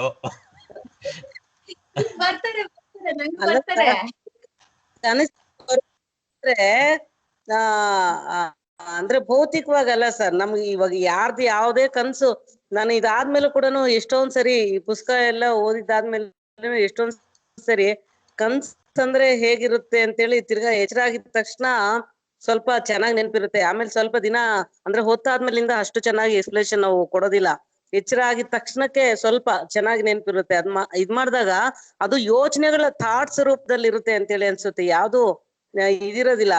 ಯಾಕೆಂದ್ರೆ ಅಂದ್ರೆ ಯೋಚನೆ, ನಾನು ಅಲ್ಲಿಗೆ ಹೋಗಿದ್ದೆ, ಇಲ್ಲಿಗೆ ಬಂದಿದ್ದೆ, ಆ ತರ ಒಂದ್ ನಿಮಿಷ ವಿಶಾಲ್ ಅವ್ರೆ, ಈ ಟಾಪಿಕ್ ಇಲ್ಲಿಗೆ ಸ್ಟಾಪ್ ಮಾಡು. ಇದು ಮುಗಿಯೋದಿಲ್ಲ. ಇದು ನಮಗೆ ಕನ್ವಿನ್ಸ್ ಆಗ್ಬೇಕಾದ್ರೆ ಸಾಧನೆ ಮಾಡಬೇಕು, ಮತ್ ಮೆಲ್ಕ್ ಹಾಕ್ಬೇಕು. ಬಟ್ ಇಷ್ಟು ಮಾತ್ರ ನಾವು ತಿಳ್ಕೊಂಡು ಹೋಗೋಣ. ಶಾಸ್ತ್ರ ಹೇಳ್ತಾ ಇದೆ ಅಂತ ನೀವು ಗೌರವ ಇಟ್ಕೊಳ್ಬೇಕಾದ್ರೂ ಮಾಡಿ, ಅಷ್ಟು ಮಾತ್ರ ಇಟ್ಕೋಣ, ಮುಂದಕ್ಕೆ ಹೋಗೋಣ. ಓಕೆ? ಯಾಕೆಂದರೆ ಇದು ಎಷ್ಟು ಚರ್ಚೆ ಮಾಡಿದ್ರೂ ಅನುಭವಕ್ಕೆ ಬರಬೇಕು. ಈಗ ಇವರು ಹೇಳಿದ್ರಲ್ವ ದಿವ್ಯಾ ಅವರು ಕರ್ಮ ಥಿಯರಿ. ಫಸ್ಟ್ ಆಫ್ ಆಲ್ ಕರ್ಮ ಥಿಯರಿನೇ ಕರೆಕ್ಟ್ ಇಲ್ಲ, ನಡೆದೇ ಇಲ್ಲ. ಅಲ್ಲಿ ಹಾವೇ ಇಲ್ಲ. ಹಾವು ಕಚ್ಚುತ್ತೆ, ಅದು ಎಡೆ ಎತ್ತುತ್ತೆ ಅನ್ನೋ ಪ್ರಶ್ನೆನೇ ಬರಲ್ಲ ಹೇಳಬೇಕು ಅಂದರೆ. ಇದು ನಮಗೆ ಮುಕ್ತರಾಗುವವರೆಗೂ ಇದರ ಬಗ್ಗೆ ನಮಗೆ ಪ್ರಶ್ನೆಗಳು ಕಡಿಮೆನೇ ಆಗೋದಿಲ್ಲ. ಎಚ್ಚರ ಕನಸು ಬಿಟ್ಬಿಡಿ, ಬೇರೆವೂ ಅಷ್ಟೇ. ಇದು ನಮ್ಗೆ ಹಗ್ಗ ಕಾಣೋವರೆಗೂ ನೀವು ಯಾರು ಏನು ಹೇಳಿ ಕನ್ವಿನ್ಸ್ ಆಗೋದಿಲ್ಲ. ನಮ್ಮ ಅನುಭವದಲ್ಲಿ ಬರಬೇಕು. ಅದಕ್ಕೆ ಮುಂದಕ್ಕೆ ಹೋಗೋಣ. ಇದು ಈಗ ಇಷ್ಟು ಮಾತ್ರ ಇಟ್ಕೋಣ. ಒಟ್ಟಿನಲ್ಲಿ ಇದು ಯಾವುದು ಬರೋಲ್ಲ. ಜ್ಞಾನ ಬರೋವರೆಗೂ ಇದೆ ಮಾಮೂಲಿ. ಜೀವಾತ್ಮಿಂದ ಪರಮಾತ್ಮಕ್ಕೆ ಸೇರ್ಕೋಬೇಕು ನಾವು, ಅಲ್ಲಿವರೆಗೂ ಇದ್ದಿದ್ದೇ ಇರುತ್ತೆ. ಹೌದು. ಪ್ರಶ್ನೆ ಇದು ಮಾತ್ರ ಅಲ್ಲ, ಸಾಧನೆಗಳ ವಿಚಾರದಲ್ಲಿ ಪ್ರಶ್ನೆ ಇದ್ದೇ ಇರುತ್ತೆ. ನಾವು ಪೂರ್ತಿ ನೀವು ಏನು ಮಾಡಿದ್ರು ಕೂಡ ಅದು ನಮಗೆ ಪೂರ್ತಿ 100% ಕನ್ವಿನ್ಸ್ ಆಗಿರೋದಿಲ್ಲ, ಹಗ್ಗ ಕಾಣೋವರೆಗೂ. ಹಾಗೆ ನಾವು ತತ್ವದಲ್ಲಿ ನಿಲ್ಲೋವರೆಗೂ ಈ ಪ್ರಶ್ನೆಗಳು ಇರೋದೇ. ಅದಕ್ಕೆ ಎಷ್ಟಾದರೆ ಅಷ್ಟು ಮಾಡಿಕೊಂಡು ಸಾಧನೆ ಮಾಡ್ಕೊಂಡು ಮುಂದಕ್ಕೆ ಹೋಗೋಣ.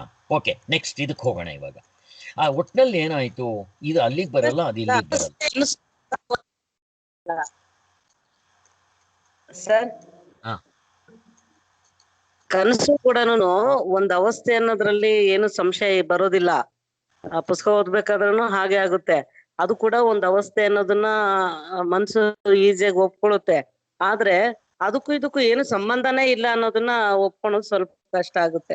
ಯಾಕೆಂದ್ರೆ ಎಚ್ಚರದಲ್ಲಿರೋ ಎಷ್ಟೊಂದು ವಿಷಯಗಳನ್ನ ಹೇಳ್ಕೊಂಡು ಅಲ್ಲಿ ಹಲೋ ವಿಶಾಲ್ ಅವರೇ, ಒಂದ್ ನಿಮಿಷ. ನಾವು ಇದು ವಿಚಾರ ಸ್ಟಾಪ್ ಮಾಡ್ತಾ ಇದ್ದೀವಿ. ನೀವು ಯಾರಿಗೂ ಕನ್ವಿನ್ಸ್ ಆಗೋದಿಲ್ಲ. ನಾವು ಬೇಕಾದಷ್ಟು ತಲೆ ಕೆಡ್ಸ್ಕೊಂಡಿದ್ದೀವಿ. ಎಲ್ಲರೂ ಕೆಡ್ಸ್ಕೋಬೇಕು ತಲೆನ. ಅಲ್ಲಿವರೆಗೂ ಯಾರಿಗೂ ಕನ್ವಿನ್ಸ್ ಆಗಲ್ಲ. ಇದನ್ನು ಎಷ್ಟು ಚರ್ಚೆ ಮಾಡಿ ಒಪ್ಕೊಳ್ಳೋದಿಲ್ಲ. ಅದು ಬಿಟ್ಬೇಡ. ಇವಾಗ ನೆಕ್ಸ್ಟ್ ಮುಂದಕ್ಕೆ ಹೋಗೋಣ.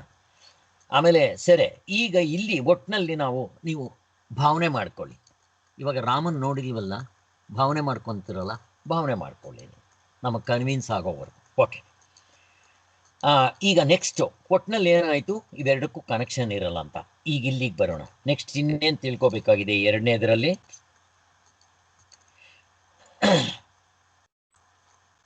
ಇದಕ್ಕೆಲ್ಲ ಕಾರಣ ಏನು ಗೊತ್ತಾ? ಎಚ್ಚರದ ಅವಸ್ಥೆಯ ಮೇಲಿನ ಹೆಚ್ಚಿನ ಅಭಿಮಾನವನ್ನು ತಳೆದಿರುವುದೇ ಈ ನಂಬಿಕೆಗಳಿಗೆಲ್ಲ ಕಾರಣ ಆಗಿರೋದು. ಸ್ಪಷ್ಟವಾಗಿ ಹೇಳ್ಬಿಡ್ತಾರೆ. ಎಚ್ಚರದ ಮೇಲಿರೋ ಅಭಿಮಾನ ನಮಗೆ ಈ ನಿಷ್ಪಕ್ಷಪಾತ ದೃಷ್ಟಿಯಿಂದ, ಬ್ರಾಡ್ ಮೈಂಡಿಂದ ನೋಡೋದು ಬರಬೇಕು ನಮಗೆ. ಅನುಭವಕ್ಕೆ ಇಂಪಾರ್ಟೆಂಟ್ ಕೊಡಬೇಕು, ಇಲ್ಲಿ ತರ್ಕಕ್ಕೆ ಕೊಡಬಾರ್ದು. ಅನುಭವ. ಮನಸ್ಸು ಬರದೇ ಇದ್ರೆ ನಿದ್ದೆ ಬರೋಲ್ಲ, ಪಕ್ಕ ಇದೆ. ನಿದ್ದೆ ಮನಸ್ಸಿದ್ರೆ ನಿದ್ದೆ ಬರೋದಿಲ್ಲ. ಅಲ್ಲಿಂದ ನಾನು ಕನಸ್ಗೆ ಹೋಗ್ಬೇಕು. ಬಂದಿದೆ ಅಂತಂದ್ರೆ ಹಿಂಗೆ ಚೆನ್ನಾಗಿ ಮೆಲ್ಕ್ ಹಾಕಿ, ಅದು ಸಾಲದು. ನಾವು ಮಾಡ್ತಾ ಇರೋ ಈ ಮಂಥನ ಸಾಲದು, ಚೆನ್ನಾಗಿ ಮಾಡಿ ಅದು. ಓಕೆ, ಈಗ ನಾವು ಇನ್ನೇನು ಚಿಂತನೆ ಮಾಡಬೇಕಾಗಿದೆ ಇಲ್ಲಿ? ಇದೆಲ್ಲ ಹಿಂದೆ ಕ್ಲಾಸ್ನಲ್ಲಿ ಆಗಿತ್ತು.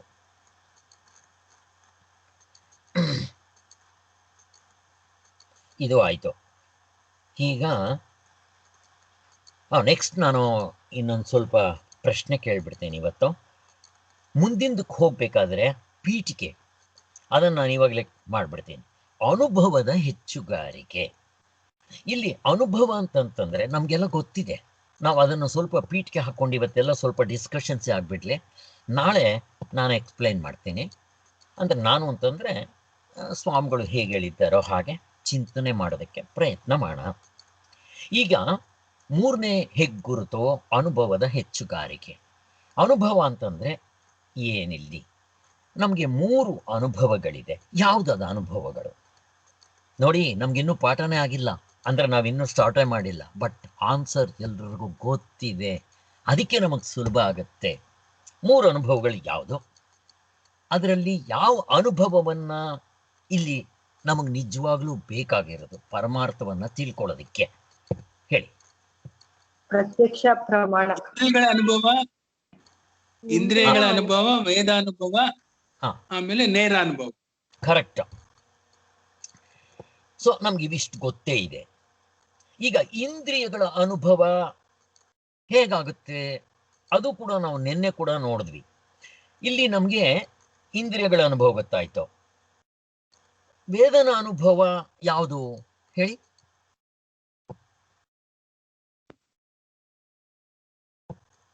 ಈಗ ನನ್ಗೆ ಹೊಟ್ಟೆ ನೋವಾದ್ರೆ ಗೊತ್ತಾಗತ್ತಲ್ಲ, ಅದೆಲ್ಲ ವೇದನ ಅನುಭವ. ನನ್ನ ಇಂದ್ರಿಯಗಳಿಂದ ನೋಡಲ್ಲ, ನನಗೆ ಗೊತ್ತಾಗತ್ತಾದ್ರೆ. ಕರೆಕ್ಟ್. ಸುಖ, ದುಃಖ, ಶೋಕ, ಮೋಹ, ಭಯ,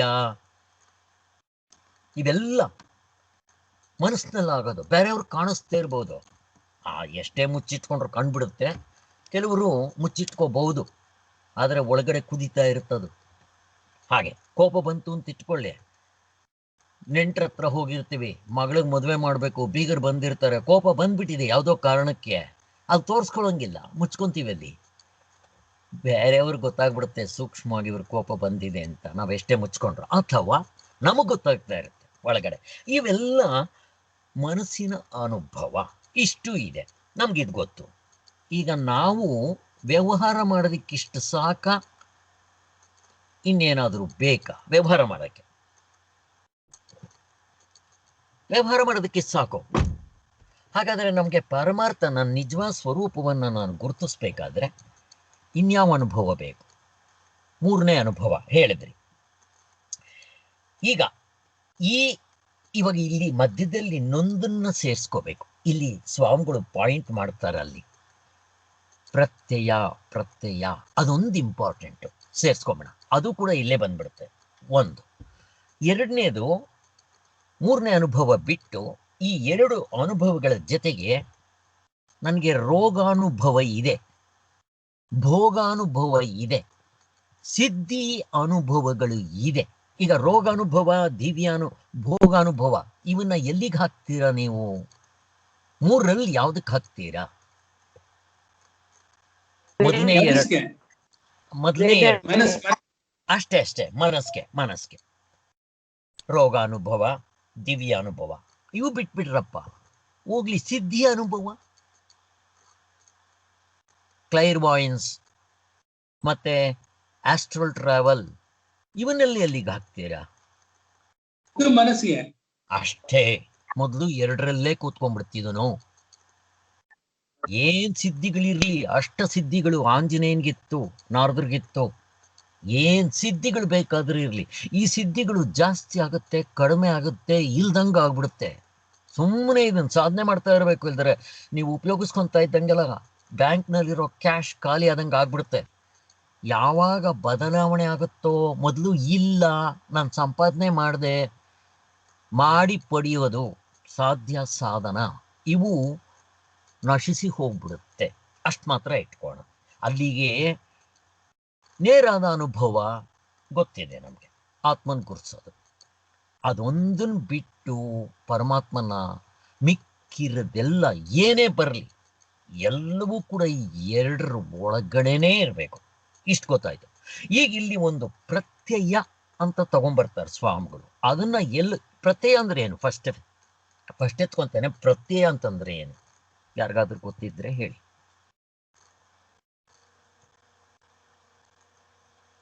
ನಾವು ಏನು ನೋಡಿರ್ತೀವೋ ಇಮ್ಯಾಜಿನೇಷನ್, ನಮ್ಗೆ ಏನು ಗೊತ್ತಿರುತ್ತೋ ಅದರದ ಒಂದು ಪ್ರತಿರೂಪ ನಮ್ಮ ಮನಸ್ಸಿನಲ್ಲಿ ಮೂಡೋದು. ಅಲ್ಲ, ನನ್ಗೆ ಅರ್ಥ ಇನ್ ಸ್ವಲ್ಪ ಸ್ಪಷ್ಟ ಮಾಡಿ ಸರ್. ನಾವ್ ಇವಾಗ ಎಷ್ಟೊಂದು ವಿಷಯ ಎಷ್ಟೊಂದು ನೋಡಿರ್ತೀವಿ, ಎಷ್ಟೊಂದು ಕೇಳಿರ್ತೀವಿ. ಅದು ಮತ್ತೆ ಕೇಳಿದಾಗ ಓ ಅದಂದ್ರೆ ಇದು ಅಂತಂತ ಹೇಳಿ ಅದರ ಪ್ರತಿರೂಪ. ಈಗ ಒಂದು ಕೆಲಸ ಮಾಡೋಣ. ನಾನು ನಿಮ್ಮನ್ನು ನೋಡ್ತಾ ಇದ್ದೀನಿ, ನೀವು ನನಗೆ ಕಾಣ್ತಾ ಇದ್ದೀರಾ, ನಾನು ನಿಮಗೆ ಕಾಣ್ತಾ ಇದ್ದೀನಿ. ಇದನ್ನು ಪ್ರತ್ಯಯ ಹೇಗೆ ತೋರಿಸ್ತೀರಾ? ಇದನ್ನೆಲ್ಲ ಎಕ್ಸ್ಪ್ಲೈನ್ ಮಾಡಿ. ಆಮೇಲೆ ನಾವು ಸುಮ್ನೆ ಇದ್ದಾಗ ಅದು ನಾವು ಎದುರುಗಡೆ ಇಲ್ಲದೆ ಇರೋವರೆಗೂ ನಮ್ಗೆ ಮನ್ಸಲ್ಲಿ ಪ್ರತ್ಯಯ ಮೂಡುತ್ತೆ. ಅದನ್ನ ನೆನೆಸಿದಾಗ ಸರ್, ನೆನೆಸ್ಕೊಂಡಾಗ ಮತ್ತೆ ಅದು ನಮ್ಗೆ ಮೂಡುತ್ತಲ್ಲ. ನೆನ್ಸ್ಕೊಂಡಾಗ್ಲೇ ಅಲ್ಲ ಸರ್, ಈಗ ನಾನ್ ನೋಡ್ತಾ ಇದ್ದೀನಿ ಅಂದಾಗ್ಲೂ ನಿಮ್ ಮುಖ ಬರುತ್ತೆ. ನಾನು ಅನ್ಬೇಕಾದ್ರೆ ಫಸ್ಟ್ ನಾನು ಅನ್ನೋ ಪ್ರತ್ಯಯ ಅದು ಜಸ್ಟ್ ಒಂದ್ ವೇವ್ ತರ ಅಂತ ಹೆಂಗ್ ಹೇಳ್ಬೇಕ ಗೊತ್ತಿಲ್ಲ. ಅದು ಪ್ರತಿ ಥಾಟು ಪ್ರತ್ಯಯನೇ, ಆತ್ಮನ್ಗೆ ಪ್ರತಿ ಥಾಟು ಪ್ರತ್ಯಯನೇ. ಅದು ಮುಖ ಮತ್ತೆ ಇಮ್ಯಾಜಿನೇಷನ್ ಒಟ್ಟು ಅಟ್ ಎ ಟೈಮ್ ಆಗುತ್ತೆ. ನಿಜವಾಗ್ಲೂ ನೋಡ್ತಿದ್ದಾಗ್ಲೂ ಅಷ್ಟೇ, ನೋಡ್ದೇ ಇದ್ದಾಗ್ಲೂ ನೆನ್ಸ್ಕೊಂಡಾಗ್ಲೂ ಅಷ್ಟೇ. ಇದು ಪ್ರತ್ಯಯ ಅಂದ್ರೆ ನೀವು ಹೇಳ್ತಾ ಇರೋದು ನೆನಪಾಗ್ಬಿಡುತ್ತೆ. ಈಗ ನಾನು ಯಾವಾಗಲೂ ಮಾಡ್ಕೊಂಡಿರ್ತೇನೆ, ಅದ್ರ ನೆನಪು ಇವಾಗ ಬರ್ಬೋದು. ಅದನ್ನ ನೆನಪು ಅಂತ ಕರಿತೀವಿ, ಸ್ಮರಣೆ ಅಂತ ಕರಿತೀವಿ, ಪ್ರತ್ಯಭಿಜ್ಞ ಅಂತ ಕರಿತೀವಿ. ಅದೆಲ್ಲ ಇಲ್ಲಿ ಮಾತಾಡ್ತಾ ಇರೋದು. ಪ್ರತಿ ಮೂಮೆಂಟ್ನಲ್ಲೂ ಪ್ರತ್ಯಯ ಆಗ್ತಾ ಇದೆ. ಯಾಕೆಂತಂದ್ರೆ ಇಲ್ಲಿ ಸ್ವಾಮಿಗಳು ಈ ಪಾಯಿಂಟ್ ತಗೊಂಡ್ಬಂದಿದ್ದಾರೆ. ನಾನು ಹಿಂದೆ ಕೆಲವು ಸಾರಿ ಹೇಳಿದ್ದೀನಿ, ಇದು ಸಾಧನೆಗೂ ತುಂಬ ಒಳ್ಳೆಯದು, ಉಪಯೋಗ ಆಗುತ್ತೆ. ಇದು ಸ್ವಲ್ಪ ಸೂಕ್ಷ್ಮವಾಗಿದೆ. ದಿವ್ಯಾ ಅವರು ನಾವು ಅಮೇರಿಕಾದಲ್ಲಿ ಹಿಂದಿನ ಸಾರಿ ಬಂದಾಗ ಭೇಟಿಯಾದಾಗ ಅವ್ರು ಫಸ್ಟ್ ಕೇಳಿದ್ದೆ ನನ್ನ, ಪ್ರತ್ಯಯ ಅಂದರೆ ಏನು ಸರ್? ಅದ್ರ ಬಗ್ಗೆನೇ ಡಿಸ್ಕಸ್ ಮಾಡಿದ್ವಿ. ಈ ಸೂಕ್ಷ್ಮವಾಗಿದೆ ಇದು.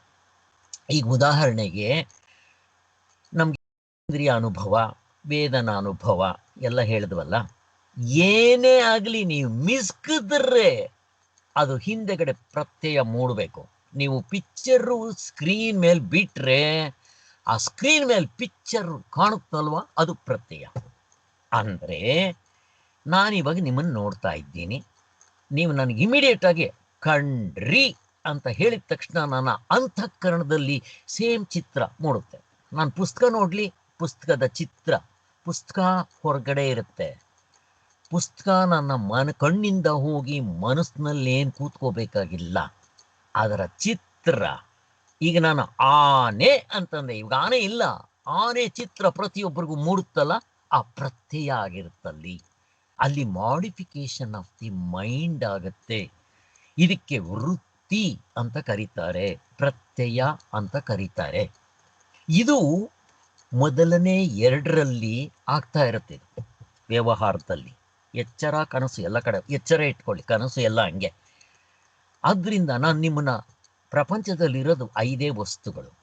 ಆ 5 ವಸ್ತುಗಳು ನಿಮಗೆ ಜ್ಞಾನ ಆಯಿತು ಅಂತಂದ್ರೆ ಅದ್ರ ಹಿಂದೆಗಡೆ ಇಮಿಡಿಯೇಟ್ ಆಗಿ ಪ್ರತ್ಯಯ. ಕೇಳ್ತಾ ಇದ್ದೀರ ಅಂತ ಇಟ್ಕೊಳ್ಳಿ, ಪ್ರತ್ಯಯ. ನೋಡೋದು ಮಾತ್ರ ಅಲ್ಲ, ಕೇಳೋದು, ಮೂಸೋದು, ಮುಟ್ಟೋದು ಎಲ್ಲ.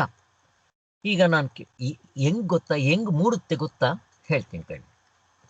ಈಗ ನಾನೇನೋ ಎಕ್ಸ್ಪ್ಲೈನ್ ಮಾಡ್ತಾ ಇರ್ತೀನಿ, ನೀವೇನು ಹೇಳ್ತೀರ ಗೊತ್ತಾ? ಸರ್ ನೀವೇನು ಹೇಳಿದ್ರು ನನಗೆ ಅರ್ಥ ಆಗಲಿಲ್ಲ, ಇನ್ನೊಂದ್ಸಾರಿ ಹೇಳಿ ಸರ್. ಅಲ್ಲೇನಾಗಿದೆ ಗೊತ್ತಾ? ಪ್ರತ್ಯಯ ಮೂಡಿಲ್ಲ. ಪ್ರತ್ಯಯ ಮೂಡಿದ್ರೆ ಅವರು ನನಗೆ ಅರ್ಥ ಆಗಲಿಲ್ಲ ಹೇಳಿ ಅಂತ ಹೇಳ್ತಾರೆ. ಕೇಳಿದ್ದಾರೆ, ಕಿವಿ ಮೇಲೆ ಬಿದ್ದಿದೆ, ಬಟ್ ಮನಸ್ಸಿನಲ್ಲಿ ಪ್ರತ್ಯಯ ಮೂಡಿಲ್ಲ. ಏನು ಹೇಳ್ತೀರ? ಇದು ಪ್ರತ್ಯಯ ಅಂದ್ರೆ. ಈಗ ನಾನು ಕೂತಿದ್ದೀನಿ, ಕಣ್ ಬಿಟ್ಟಿದ್ದೀನಿ, ಬೆಳಕಿದೆ, ನನ್ನ ಕಣ್ ಚೆನ್ನಾಗಿದೆ, ನನ್ನ ಫ್ರೆಂಡ್ ನನ್ನ ಮುಂದೆ ಬಂದು ನಿಂತಿದ್ದಾನೆ, 10 ನಿಮಿಷ ಆಗಿದೆ, ನಾನು ಅವನು ಗಮನಿಸಿಲ್ಲ, ನನಗೆ ಅವನ ಪ್ರತ್ಯಯ ಮೂಡಿಲ್ಲ. ಅವನು ಅಲ್ಲಾಡಿಸ್ಬಿಟ್ಟು ಏಯ್ ಎಲ್ಲಿ ಹೋಗಿದ್ಯೋ ನೀನು ಅಂತಾನೆ. ಹೇ ಯಾವಾಗ ಬಂದ್ಯೋ ಅಂತೀನಿ. ಅವನು ಬಂದು 10 ನಿಮಿಷ ಆಗಿದೆ. ನನಗೆ ಅವನು ಕಂಡಿದ್ದಾಗ ನನಗೆ ಅದು ಪ್ರತ್ಯಯ ಮೂಡುತ್ತೆ. ಕಣ್ ತೆಗ್ದಿರ್ಬೋದು ನೀವು. ಜ್ಞಾನ ಆಗಿದ್ದನ್ನ ಪ್ರತ್ಯಯ ಅಂತಾರೆ. ಇದು ಪ್ರತಿ ಮೂಮೆಂಟ್ನಲ್ಲಿ ನನಗೆ ಜ್ಞಾನ ಆಯ್ತು ಅಂದ್ರೆ ಅದು ಕೇಳೋವಾಗ್ಲೂ ಅಷ್ಟೇ, ನೋಡುವಾಗ್ಲೂ ಹಂಗಂದ್ರೆ ಅಷ್ಟೇ. ಇಂದ್ರಿಯಗಳು ಮನಸ್ಸು ಒಂದುಗೂಡ್ಬೇಕು. ಹೌದು, ಒಂದು ಗೂಡ್ಬೇಕಲ್ಲ, ಅದ್ರ ಜೊತೆಗೆ ಗೂಡಿರುತ್ತೆ. ಅರ್ಥನೂ ಆಗದೆ ಇರಬಹುದು, ಅರ್ಥ ಆಗದೆ ಇದ್ರು ನಮ್ಗೆ ಗೊತ್ತಾಗೋದಿಲ್ಲ. ಈಗ ಅದೇ ಕೆಲವರು ಮನಸ್ಸು ಬೇರೆ ಕಡೆ ಇದ್ರೆ ಯೋಚನೆ ಮಾಡ್ತಿದ್ದಾಗ ಇಂದ್ರಿಯಗಳು ನೋಡ್ತಿದ್ರು ಕೇಳ್ತಿದ್ರು ನಮ್ಗೆ ಪ್ರತ್ಯಯ ಮೂಡಲ್ಲ. ಅಕ್ಷರೇ, ಈ ಉದಾಹರಣೆಗೆ ಸೈಂಟಿಸ್ಟ್ಗಳು ಬರ್ತಾರಪ್ಪ, ಅವರು ಏನೋ ಎಕ್ಸ್ಪ್ಲೈನ್ ಮಾಡ್ತಾ ಇರ್ತಾರೆ. ನನ್ನ ಮನ್ಸು ಎಲ್ಲೂ ಹೋಗಿಲ್ಲ, ನನ್ನ ಕಿವಿ ಚೆನ್ನಾಗಿದೆ, ಅವ್ರು ಹೇಳಿದ್ದನ್ನು ಕೇಳ್ತಾ ಇದ್ದೀನಿ.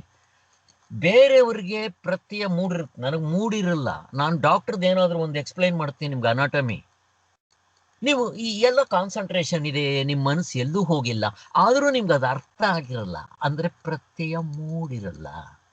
ನೀವು ಏನು ಮನಸ್ಸು ಎಲ್ಲೋ ಹೋದ್ರೆ ಮಾತ್ರ ಪ್ರತ್ಯಯ ಮೂಡಲ್ಲ ಅಂತಲ್ಲ. ಎಷ್ಟೋ ವಿಚಾರಗಳು ನಮಗೆ ಒಟ್ಟಿನಲ್ಲಿ ಮನಸ್ಕದು ಅಂತ ಅನ್ಸಿದ್ರೆ ಅದು ಪ್ರತ್ಯಯ. ಇನ್ನೊಂದು ಎಕ್ಸಾಂಪಲ್ ಕೊಡ್ತೇನೆ ನೋಡಿ, ಭಗವತ್ಪಾದರು ಕೊಡ್ತಾರೆ, ತುಂಬಾ ಚೆನ್ನಾಗಿದೆ. ಬೇಕಾದಷ್ಟು ಸಲ ಡಿಸ್ಕಸ್ ಮಾಡಿದೀವಿ ನಾವು. ಇಲ್ಲಿ ಚೆನ್ನಾಗಿ ಅರ್ಥ ಮಾಡ್ಕೋಬೇಕಿತ್ತು, ಸಾಧನೆಗೆ ತುಂಬಾ ಹೆಲ್ಪ್ ಆಗುತ್ತೆ. ಅಂತರ್ಮುಖತ್ವ ಅಂದ್ರೆ ಏನು ಅಂತಂದ್ರೆ ಇಲ್ಲಿ ನಮ್ಗೆ ಅರ್ಥ ಆಗುತ್ತೆ. ಇರ್ಲಿ, ಈಗ ನನ್ನ ಮನೇಲಿದ್ದೆ, ನನ್ನ ಮೊಮ್ಮಗ ಇದ್ದಾಗ ಹೊಸದ್ರಲ್ಲಿ ಅವನು. ಇವಾಗ ಅವನೇನು ಮಾಡಲ್ಲ ಅಂತ ಇಟ್ಕೊಳ್ಳೆ, ಏರೋಪ್ಲೇನ್ ಬಂದರೆ ಸಾಕು ತತ ತತ ತ ಆಕಾಶ ತೋರಿಸ್ತಾ ಇದ್ದ ಅವನು. ಸರಿ ಅಂದ್ಬಿಟ್ಟು ನಾನೇನು ಮಾಡ್ತಾ ಇದ್ದೆ, ಇವಾಗ ಶಬ್ದ ನನ್ನ ಕಿವಿಗೆ ಬಿದ್ದಿದ ತಕ್ಷಣ ಅವನಿಗೂ ಬಿತ್ತು, ನನಗೂ ಬಿತ್ತು. ಏರೋಪ್ಲೇನ್ ಹೋಗ್ತಾ ಇದೆ ಅಂತ ಗೊತ್ತಾಯ್ತು, ಶಬ್ದ ನನ್ನ ಕಿವಿಗೆ ಬಿದ್ದಿದ ತಕ್ಷಣ ಗೊತ್ತಾಯ್ತು. ಇವಾಗ ಯಾವಾಗ ಗೊತ್ತಾಯ್ತು, ನಾನೇನು ಮಾಡ್ತೀನಿ, ಅವನು ತೋರಿಸ್ಬೇಕು ಅಂತ ಹೇಳಿದ್ದೆ, ಅವ್ನು ಕರ್ಕೊಂಡೋಗು ಅಂತ ನನ್ನ ಕರ್ಕೊಂಡೋಗ್ತೀನಿ. ಆಚೆ ಕರ್ಕೊಂಡೋಗಿದ ತಕ್ಷಣ ನಾನು ಏನು ಮಾಡ್ಬೇಕು ಗೊತ್ತಾ, ಆ ಏರೋಪ್ಲೇನ್ ನನಗೆ ಕಾಣಿಸೋದಿಲ್ಲ. ನನಗಿವಾಗ ಆ ಏರೋಪ್ಲೇನ್ ಪ್ರತ್ಯಯ ಮೂಡಿಲ್ಲ, ಶಬ್ದ ಗೊತ್ತಾಗಿದೆ, ಶಬ್ದದ ಪ್ರತ್ಯಯ ಮೂಡಿದೆ. ನಾನಿವಾಗ ಏನು ಮಾಡ್ಬೇಕು ಗೊತ್ತಾ, ಹಿಂಗೆ ನೋಡಬೇಕು ಆಕಾಶದಲ್ಲಿ ಎಲ್ಲೋ ಡಾಟ್ ಥರ. ಬೇಗ ನಮ್ಗೆ ಏರೋಪ್ಲೇನ್ ಕಾಣಲ್ಲ, ನಾನು ಒಂದು 2 ನಿಮಿಷ ಕಾನ್ಸಂಟ್ರೇಟ್ ಮಾಡಿ ನೋಡಿದ್ರೆ ಅಲ್ಲಿದೆ ನೋಡೋ ಅಂತೀನಿ ನಾನು. ಯಾವಾಗ ನನ್ನ ಕಣ್ಣಿಗೆ ಕಾಣುತ್ತೋ ಇಮಿಡಿಯೇಟ್ ಆಗಿ ಅಂತಃಕರಣದಲ್ಲಿ ಅದರ ಪ್ರತ್ಯಯ ಮೂಡುತ್ತೆ. ನೋಡು ಅಲ್ಲಿದೆ ಅಂತೀನಲ್ಲ, ಆವಾಗ ಪ್ರತ್ಯಯ ಮೂಡುತ್ತೆ, ಅಲ್ಲಿವರೆಗೂ ಮೂಡಲ್ಲ. ಅರ್ಥ ಆಯ್ತು ಅನ್ಕೊಂತೀನಿ ನಾನು. ಇದು ಇಂದ್ರಿಯ ಅನುಭವಕ್ಕೂ ಹೀಗೆ ಆಗತ್ತೆ. ಅಲ್ಲ, ಹಂಗ ಚಿತ್ತದಲ್ಲಿ ರೆಕಾರ್ಡ್ ಆಗಿರೋದು ಗೊತ್ತಾಗುತ್ತೆ. ಯಾವ್ದು ನಮ್ಮ ಫ್ರೆಂಡ್ಸ್ ಇಮಿಡಿಯೇಟ್ ಆಗಿ ಬಂದ್ರು, ಅವ್ರು ಬಂದ ತಕ್ಷಣ ಇಂಥವ್ರು ಅಂತ ನಮ್ಗೆ ರೆಕಾರ್ಡ್ ಆಗಿರುತ್ತೆ ಚಿತ್ತದಲ್ಲಿ.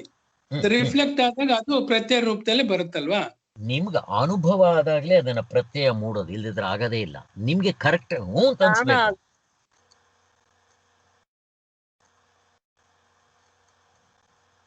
ವಿಷಯದ ಜ್ಞಾನ ಆಗ್ಬೇಕು, ಆಗ ಅದು ಪ್ರತ್ಯಯ ಮೂಡುತ್ತೆ. ಅಷ್ಟೇ, ಅಲ್ಲಿ ಜ್ಞಾನ ಹ್ಞೂ ಅಂತ ಅನ್ಬೇಕು ನಮ್ಗೆ, ಅದು ಇಂಪಾರ್ಟೆಂಟ್. ಸೊ ಇದನ್ನ ಪ್ರತ್ಯಯ ಅಂತಾರೆ, ವೃತ್ತಿ ಅಂತಾರೆ, ವಿಷಯದ ಪ್ರತ್ಯಯ ಅಥವಾ ವೃತ್ತಿ. ಇಂಗ್ಲಿಷ್ನಲ್ಲಿ ಮಾಡಿಫಿಕೇಶನ್ ಆಫ್ ದಿ ಮೈಂಡ್. ಮನಸ್ಸು ಅಷ್ಟು ವೇರಿಯೇಷನ್ಸ್ ಆಗಬೇಕು ಮನಸ್ಸಿನಲ್ಲಿ, ಅಂತಃಕರಣದಲ್ಲಿ. ಇದು ಸೊ ಅದರ ಬಗ್ಗೆ ನೀವಿವಾಗ ಓದಿ ಸ್ವಾಮಿಗಳು ಹೇಳಿದ್ರೆ ಅರ್ಥ ಆಗುತ್ತೆ. ಈಗ ಇಲ್ಲಿ ಪ್ರತ್ಯಯ ಇಲ್ಲದೆ ಏನೂ ಆಗೋದೇ ಇಲ್ಲ. ಇಲ್ಲದಿದ್ರೆ ನನಗದು ರೆಕಗ್ನೈಸ್ ಆಗಿರಲ್ಲ ಅಷ್ಟೇ, ನನಗದು ನನ್ನ ಮನ್ಸಿಗೆ ಬಂದಿರಲ್ಲ. ಆ ಥರ ಇರಲಿ. ಇವಾಗ ನಮ್ಗೆ ಅಟ್ಲೀಸ್ಟ್ ಒಂದು ಮೊದಲು ಇದು ಅರ್ಥ ಆಗೋದಿಲ್ಲ, ಇದು ಅಷ್ಟೇ. ಅದಕ್ಕೆ ಮನನ ಮಾಡಬೇಕು, ಸಾಧನೆ ಮಾಡಬೇಕು ಅಂತ ಯಾಕೆ ಹೇಳ್ತಾರೆ ಅಂತಂದರೆ, ಇದು ಬರ್ತಾ ಸೂಕ್ಷ್ಮವಾಗತ್ತಿನ್ನು. ಈಗ ಈ ಪ್ರತ್ಯಯವನ್ನ ಹಿಂದೆ ಒಂದ್ಸಾರಿ ಬೇಕಾದಷ್ಟು ಸರ ಹೇಳಿದ್ದೆ. ಯಾಕೆ ಹೇಳ್ತಾರೆ, ಈ ಸಾಧನೆಗೆ ಸಂಬಂಧಪಟ್ಟಿರೋದು. ಈಗ ಪ್ರಮಾತೃ, ಪ್ರಮಾಣ, ಪ್ರಮೇಯ 3 ಸೇರಿದಾಗ ಇಲ್ಲಿ ಆಬ್ಜೆಕ್ಟ್, ಸಬ್ಜೆಕ್ಟ್. ಇಲ್ಲಿ ನಾನು ಇದನ್ನೇ ತಗೋಣ, ನಾನು ದೇಹವನ್ನೇ ನಾನು ಸಬ್ಜೆಕ್ಟ್ ಅಂತ ತಗೊತಾ ಇದ್ದೀನಿ. ಈಗ ವಸ್ತು ಅಲ್ಲಿದೆ, ಆಬ್ಜೆಕ್ಟ್. ನಾನು ನೋಡೋ ನನ್ನ ಕಣ್ಣು ಇಲ್ಲಿದೆ, ಇದೇನಿದು ಇನ್ಸ್ಟ್ರೂಮೆಂಟ್. ನನ್ನ ಮನಸ್ಸಿನಲ್ಲಿ ನಾನು ನನಗೆ ನೀವು ಕಂಡ್ರಿ ಅಂತ ಹೇಳ್ತೀನಿ. ನಾನು ತನ್ನವನಿಗೆ ಇದು ಗೊತ್ತಾಗೋದು ಇರಲಿ, ಎಲ್ಲ ಅವನಿಗೆ ಫೀಡ್ ತಗೊಂಡೋಗಿ ಕೊಡೋದು ಇರಲಿ, ನನಗೆ ಗೊತ್ತಾಯ್ತು ಅಂತ ಹೇಳ್ತೀವಲ್ಲ, ಆವಾಗ ಪ್ರತ್ಯಯ ಮೂಡುತ್ತೆ. ಇದಕ್ಕೇನಂತಾರೆ? ಪ್ರಮಾತೃ ಅಂದ್ರೆ ನಾನು. ಯಾರಪ್ಪ ಇದನ್ನ ನೋಡಿದ್ದು? ನಾನೇ ಸರ್. ಯಾರಪ್ಪ ಇದನ್ನ ತಿಂದಿದ್ದು? ನಾನೇ ಸರ್. ಯಾರಪ್ಪ ಅನುಭವಿಸಿದ್ದು? ನಾನೇ ಸರ್. ಯಾರಿಗಪ್ಪ ಜ್ಞಾನ ಆಗಿದ್ದು? ನನಗೆ ಸರ್. ಈ ಮನಸ್ಸು, ಪ್ರತಿಯೊಂದು ಇಂದ್ರಿಯಗಳು 19 ಈ ನಾನು ಅನ್ನೋವನು ಕೆಲಸ ಮಾಡುತ್ತೆ. ಅದಕ್ಕೋಸ್ಕರ ಈ ನಾನುವನ್ನ ಸಬ್ಜೆಕ್ಟ್ ಅಂತಾರೆ, ಮಿಕ್ಕಿರೋದನ್ನೆಲ್ಲ ಆಬ್ಜೆಕ್ಟ್ ಅಂತಾರೆ. ಮಿಕ್ಕಿರೋದು ಅಂದ್ರೆ ಈ ದೇಹದಿಂದ ಹೊರಗಡೆ ಇರೋದನ್ನ ಆಬ್ಜೆಕ್ಟ್ ಅಂತೀವಿ. ವ್ಯವಹಾರದಲ್ಲಿ ಹೀಗೆ ಸಾಕು ಅದು ಆಮೇಲೆ ನೋಡೋಣ. ಒಟ್ಟಿನಲ್ಲಿ ಇವಾಗ ನಾನು ನಿಮ್ಮನ್ನು ನೋಡಿದ ತಕ್ಷಣ ನನ್ನ ಕಣ್ಣು ನಿಮ್ಮನ್ನು ನೋಡ್ತಾ ಇದೆ. ನೋಡಿದ ತಕ್ಷಣ ನನ್ನ ಕಣ್ಣು ನಿಮ್ಮನ್ನು ನೋಡಿ ನಿಮ್ಮದು ಪ್ರತ್ಯಯ ನನಗೆ ಅಲ್ಲಿ ಮೂಡಿದ ತಕ್ಷಣ ನಾನು ಕಂಡೆ ಅಂತ ಹೇಳ್ತೇನೆ. ಆಗ ಹೇಳಿದ ತಕ್ಷಣ ಅದ್ರ ಕೆಲಸ ಮುಗ್ದೋಯ್ತು ಮನಸ್ಸಿಂದು. ಪ್ರಮಾತೃ ಪ್ರಮಾಣ ಅಂದರೆ ಕಣ್ಣು. ನಾನು ನೋಡೋದಕ್ಕೆ ಕಣ್ಣು ಉಪಯೋಗಿಸ್ತೀನಿ, ಪ್ರಮಾಣ. ಕೇಳೋದಕ್ಕೆ ಕಿವಿ ಉಪಯೋಗಿಸ್ತೀನಿ, ಇನ್ಸ್ಟ್ರೂಮೆಂಟು, ಪ್ರಮಾಣ. ಮನಸ್ಸು ಕೂಡ ಪ್ರಮಾಣವೇ, ಅದು ಅಂತರ್ ಪ್ರಮಾಣ. ಇರಲಿ, ನಾನು ಈ ಥರ ಮಾಡಿದ ತಕ್ಷಣ ನನಗೆ ನನ್ನ ಅಂತಃಕರಣದಲ್ಲಿ ಅದರ ಪ್ರತ್ಯಯ ಮೂಡುತ್ತೆ. ಇದ್ರ ಕೆಲಸ ಮುಗ್ದೋಯ್ತು. ಆ ರಿಸಲ್ಟ್ ಹೇಳ್ತೀವಲ್ಲ, ಫಲ ಕಾರ್ಯ, ಅದು ರಿಸಲ್ಟ್. ಅದಾಗಿದ ತಕ್ಷಣ ಮನಸ್ಸು ಕೆಲಸ ಮುಗ್ದೋಯ್ತು. ಮನಸ್ಸು ಒಂದು ಸಲಕ್ಕೆ ಒಂದೇ ಒಂದು ಕೆಲಸ ಮಾಡೋದು, 2 ಕೆಲಸ ಮಾಡೋಕ್ಕೆ ಬರೋಲ್ಲ ಅದಕ್ಕೆ. ಯಾವಾಗ ಮುಗೀತೋ ಕೊನೆಯಲ್ಲಿ ಆ ಮನಸ್ಸು ಸ್ತಬ್ಧವಾಗ್ಬಿಡುತ್ತೆ, ಇಲ್ದಂಗೆ ಆಗ್ಬಿಡುತ್ತಲ್ಲಿ. ಮನಸ್ಸು ಇರಲ್ಲ ಅವಾಗ. ಯಾವಾಗ ಇರಲ್ವೋ ಮನಸ್ಸಿನ ಹಿಂತಡಿಕೆ, ನಾನು ಅಹಂಕಾರದ ಹಿಂದ್ಗಡೆ ಆತ್ಮ ಇದ್ದಾನೆ. ಆ ಆತ್ಮ ಕಾಣಿಸೋಕ್ಕೆ ಶುರುವಾಗುತ್ತೆ. ಇದು ತುಂಬ ಸೂಕ್ಷ್ಮವಾಗಿದೆ. ಇದನ್ನ ಸ್ವಾಮಿ ಅಂತರ್ಮುಖತ್ವ ಅಂತ ಅನ್ನೋದು. ನಮ್ಗೇನಾಗುತ್ತೆ, ನಾನು ವಸ್ತು ಕಂಡೆ ಅಂತ ನಾನು ಹೇಳ್ತೀನಿ, ನಮಗೆ ಕಾಣಿಸೋದಷ್ಟೇ, ಇನ್ನು ಅದಕ್ಕಿಂತ ಹಿಂದೆ ಹೋಗಕ್ಕೆ ಬರಲ್ಲ. ದಿವ್ಯಾ ಅವ್ರ ತಂಗಿಯವರು ಮನಸ್ಸಂದ್ರೆ ಏನು ಅಂತ ಕೇಳ್ತಾ ಇದ್ರು. ಪಾಪ ಇನ್ನೋಸೆಂಟ್, ನಮಗೆ ಅವ್ರದ್ದು ಬಿಡಿ, ಸೈಂಟಿಸ್ಟ್ನ ಕೇಳಿ ಮನಸ್ಸಂದ್ರೇನೋ ಗೊತ್ತಿಲ್ಲ ಇನ್ನು ಕ್ಲೀನಾಗಿ. ಅಂಥದ್ದು ನಮ್ಮ ಋಷಿ ಮುನಿಗಳು ಇಷ್ಟೆಲ್ಲ ಕಂಡಿಡಿದು ಇನ್ನೂ ಹಿಂದಕ್ಕೆ ಹೋಗಿದ್ದಾರಲ್ಲ. ಇದು ಅಂತರ್ಮುಖತ್ವ. ನಮಗೆ ಇದು ಪ್ರತ್ಯಯನೇ ನಮ್ಗೆ ಅರ್ಥ ಆಗ್ತಾ ಇಲ್ವೇ? ಇನ್ನು ಪ್ರತ್ಯಯಕ್ಕಿಂತ ಹಿಂದೆಗಡೆ ಇರೋ ಆತ್ಮನ ಹೆಂಗೆ ನೋಡಬೇಕು? ಕನಸ್ಕೋಗೋದಲ್ಲ, ಎಚ್ಚರದಲ್ಲೇ ನಿಮ್ಮ ಆತ್ಮನ ಅನುಭವ ಆಗುತ್ತೆ ಅಂತಾರೆ.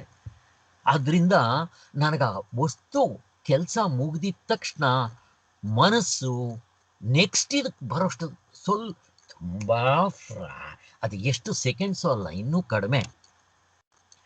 ಅಷ್ಟರಲ್ಲಿ ಆತ್ಮ ಹಿಂಗೆ ತೋರ್ಕೊಂತಾನೆ. ಹೇಗೆ ಜಾಮೂನ್ ಹೇಳ್ತಾ ಇದ್ನಲ್ಲ, ತಿಂದಿದ ತಕ್ಷಣ ಹಿಂಗಾಗತ್ತೆ ಅಂತ, ಅದೇ ರೀತಿ ಪ್ರತಿಯೊಂದು ವಿಚಾರದಲ್ಲೂ ನೋಡಿದಾಗ, ಕೇಳಿದಾಗ, ಮೂಸಿದಾಗ, ಮುಟ್ಟಿದಾಗ ಮನಸ್ಸಿನಲ್ಲಾಗುವಂಥ ರಾಗ ದ್ವೇಷಗಳು, ಕಾಮ ಕ್ರೋಧಗಳು, ಹೊಟ್ಟೆ ನೋವು, ಇಂದ್ರಿಯ ವೇದನಾನುಭವ ಪ್ರತಿ ಸಾರಿ ಇದಾಗ್ತಾ ಇರೋದು. ಆ ಮೂಮೆಂಟ್ನಲ್ಲಿ ಆತ್ಮ ತೋರ್ಕೊಂತಾನೆ.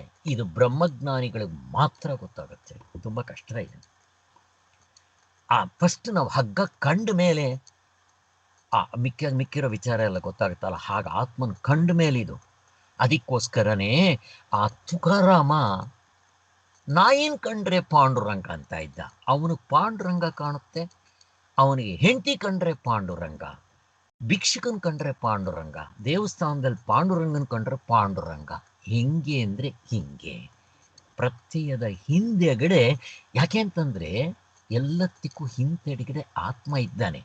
ಆತ್ಮ ಅನಾತ್ಮಗಳ ಕಲಬೆರಿಕೆ ಇಲ್ಲಿ ಬಿಡಿಸ್ಕೋಬೇಕು. ಅದಕ್ಕೆ ಇನ್ನೊಂದು ಸ್ಟೆಪ್ ಇಲ್ಲ.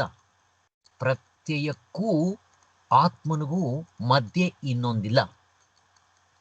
ಎಷ್ಟು ದೂರ ಆಯಿತು. ಇಲ್ಲಿ ಪ್ರಪಂಚ ಇರೋದೆಲ್ಲಿ? ನಮ್ಮ ಮನಸ್ಸು, ಇಂದ್ರಿಯಗಳಿರೋದೆಲ್ಲಿ? ಮನಸ್ಸಿರೋದೆಲ್ಲಿ? ಮನಸ್ಸಿನಲ್ಲಾಗೋ ಪ್ರತ್ಯಯಗಳೆಲ್ಲಿದೆ? ಪ್ರತ್ಯಯಗಳ ಹಿಂಭಾಗದಲ್ಲಿರೋ ಆತ್ಮ, ಅಲ್ಲಿ ಕಲಬೆರಿಕೆ ಹಾಕಿರೋದು. ಆತ್ಮ ಅನಾತ್ಮಗಳ ಕಲಬೆರಿಕೆ ಅಲ್ಲಾಗಿದೆ.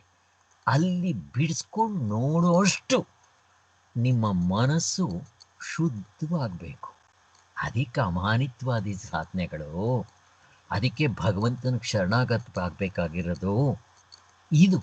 ಯಾಕೆ ಅಂದ್ರೆ ಆತ್ಮತತ್ವ ಸೂಕ್ಷ್ಮವಾಗಿದೆ ಅಂತಂದ್ರೆ ಮೈಕ್ರೋಸ್ಕೋಪ್ನಲ್ಲಿ ನೋಡ್ಬೇಕು ಅಂತಲ್ಲ, ಅದು ಇಲ್ಲದೆ ಇರೋ ಜಾಗ ಇಲ್ಲ. ಆದರೂ ನಮ್ಗದು ಅನುಭವದಲ್ಲಿ ಇದೆ, ಕಂಡ್ಕೊಳಕ್ ಬರ್ತಾ ಇಲ್ಲ ನಮಗೆ.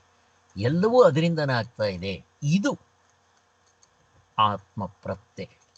ಯಾವಾಗ ನಿಮಗೆ ಆತ್ಮನ ಕಾಣ್ತೀರೋ ಆಗ ಆತ್ಮ ಪ್ರತ್ಯಯ ಮೂಡಕ್ಕೆ ಶುರುವಾಗತ್ತೆ. ನಮ್ಗೆ ಅಲ್ಲಿವರೆಗೂ ಮೂಡಿಲ್ಲ. ನನಗೆ ಹಾವಿನ ಪ್ರತ್ಯಯ ಮೂಡಿದೆ, ಹಾವು ಹಗ್ಗದ ಪ್ರತ್ಯಯ ಇನ್ನೂ ಮೂಡಿಲ್ಲ. ಹಗ್ಗ ಕಂಡ ಮೇಲೆ ಅಯ್ಯೋ ಅಂತ ಹಗ್ಗದ ಪ್ರತ್ಯಯ ಮೂಡುತ್ತೆ. ಹಾಗೆ ನಾನು ಆತ್ಮನ ಕಂಡವರು ಇವರು ಬ್ರಹ್ಮಜ್ಞಾನಿಗಳು ಗೊತ್ತಾಗುತ್ತೆ. ಅವ್ರಿಗೆ ಆತ್ಮ ಪ್ರತ್ಯಯ ಅಂತೀವಿ. ಮೊದಲನೇ ಸಾರಿ ಅವ್ರು ಕಂಡಿದ ತಕ್ಷಣ ಅದು ಆತ್ಮ ಹಗ್ಗ ಕಂಡಿದ ತಕ್ಷಣ ಹಗ್ಗದ ಪ್ರತ್ಯಯ. ಅದೇ ರೀತಿ ಬ್ರಹ್ಮಜ್ಞಾನಿಗಳಿಗೆ ಅದು ಮೂಡ್ಬಿಡುತ್ತೆ. ಒಂದು ಸಾರಿ ಮೂಡ್ತು ಅಂದಮೇಲೆ ಆಮೇಲೆ ಅವರು ಏನ್ ನೋಡಿದ್ರು ಕೂಡ ಪರಮಾತ್ಮ ಅನ್ನೋಕ್ಕೆ ಶುರು ಮಾಡ್ತಾರೆ. ಅದಕ್ಕೋಸ್ಕರನೇ ಅವ್ರು ಪರಮಾತ್ಮ ಅನ್ಲಿ ಅವ್ರಂತನ್ಲಿ ಅವಾಗ ಅವ್ರ ಡಿಫ್ರೆನ್ಸ್ ಗೊತ್ತಾಗಲ್ಲ. ಪರಮಾತ್ಮ ಬೇರೆ, ನಾನ್ ಬೇರೆ, ಈ ಹೊರಗಡೆ ಇರೋ ಪ್ರಪಂಚ ಬೇರೆ ಅಲ್ವೇ ಅಲ್ಲ. ಈಗ ಅದಕ್ಕೆ ಅವರು ಬೇರೆಯವ್ರನ್ನ ದ್ವೇಷಿಸೋಲ್ಲ. ಅನುಭವದ ಮಾತು. ಬೇರೆಯವ್ರಿಗೆ ಮೋಸ ಮಾಡಲ್ಲ, ಸುಳ್ಳು ಹೇಳಲ್ಲ, ಹಿಂಸೆ ಮಾಡಲ್ಲ. ಯಾಕೆ ಅಂದರೆ ನಮಗಿದು ಅರ್ಥ ಆಗಲ್ಲ ಅಂತ ಹೇಳಿ ಕಾಶಿರಾಜನ್ ಕತೆ ಇಂಥವೆಲ್ಲ ಮೊದಲು ಹೇಳ್ಕೋಬೇಕು. ಹಂಗೆ ಹೇಳ್ಕೊಂಡೆ ಮೇಲಕ್ಕೆ ಹಾಕ್ತಾನೆ ಮೆತ್ತಿಗೆ ಒಂದೊಂದೇ ಸ್ಟೆಪ್ ಹಿಂದಕ್ಕೆ ಬರಬೇಕು. ಇದು ಸಾಧನೆ ಮಾಡ್ಕೊಳ್ಳುವಾಗ ನೋಡ್ಕೊಳ್ಳಿ ಅಂತಾರೆ. ಎಲ್ಲಿ ನೋಡ್ಕೊಳ್ಳೋದು?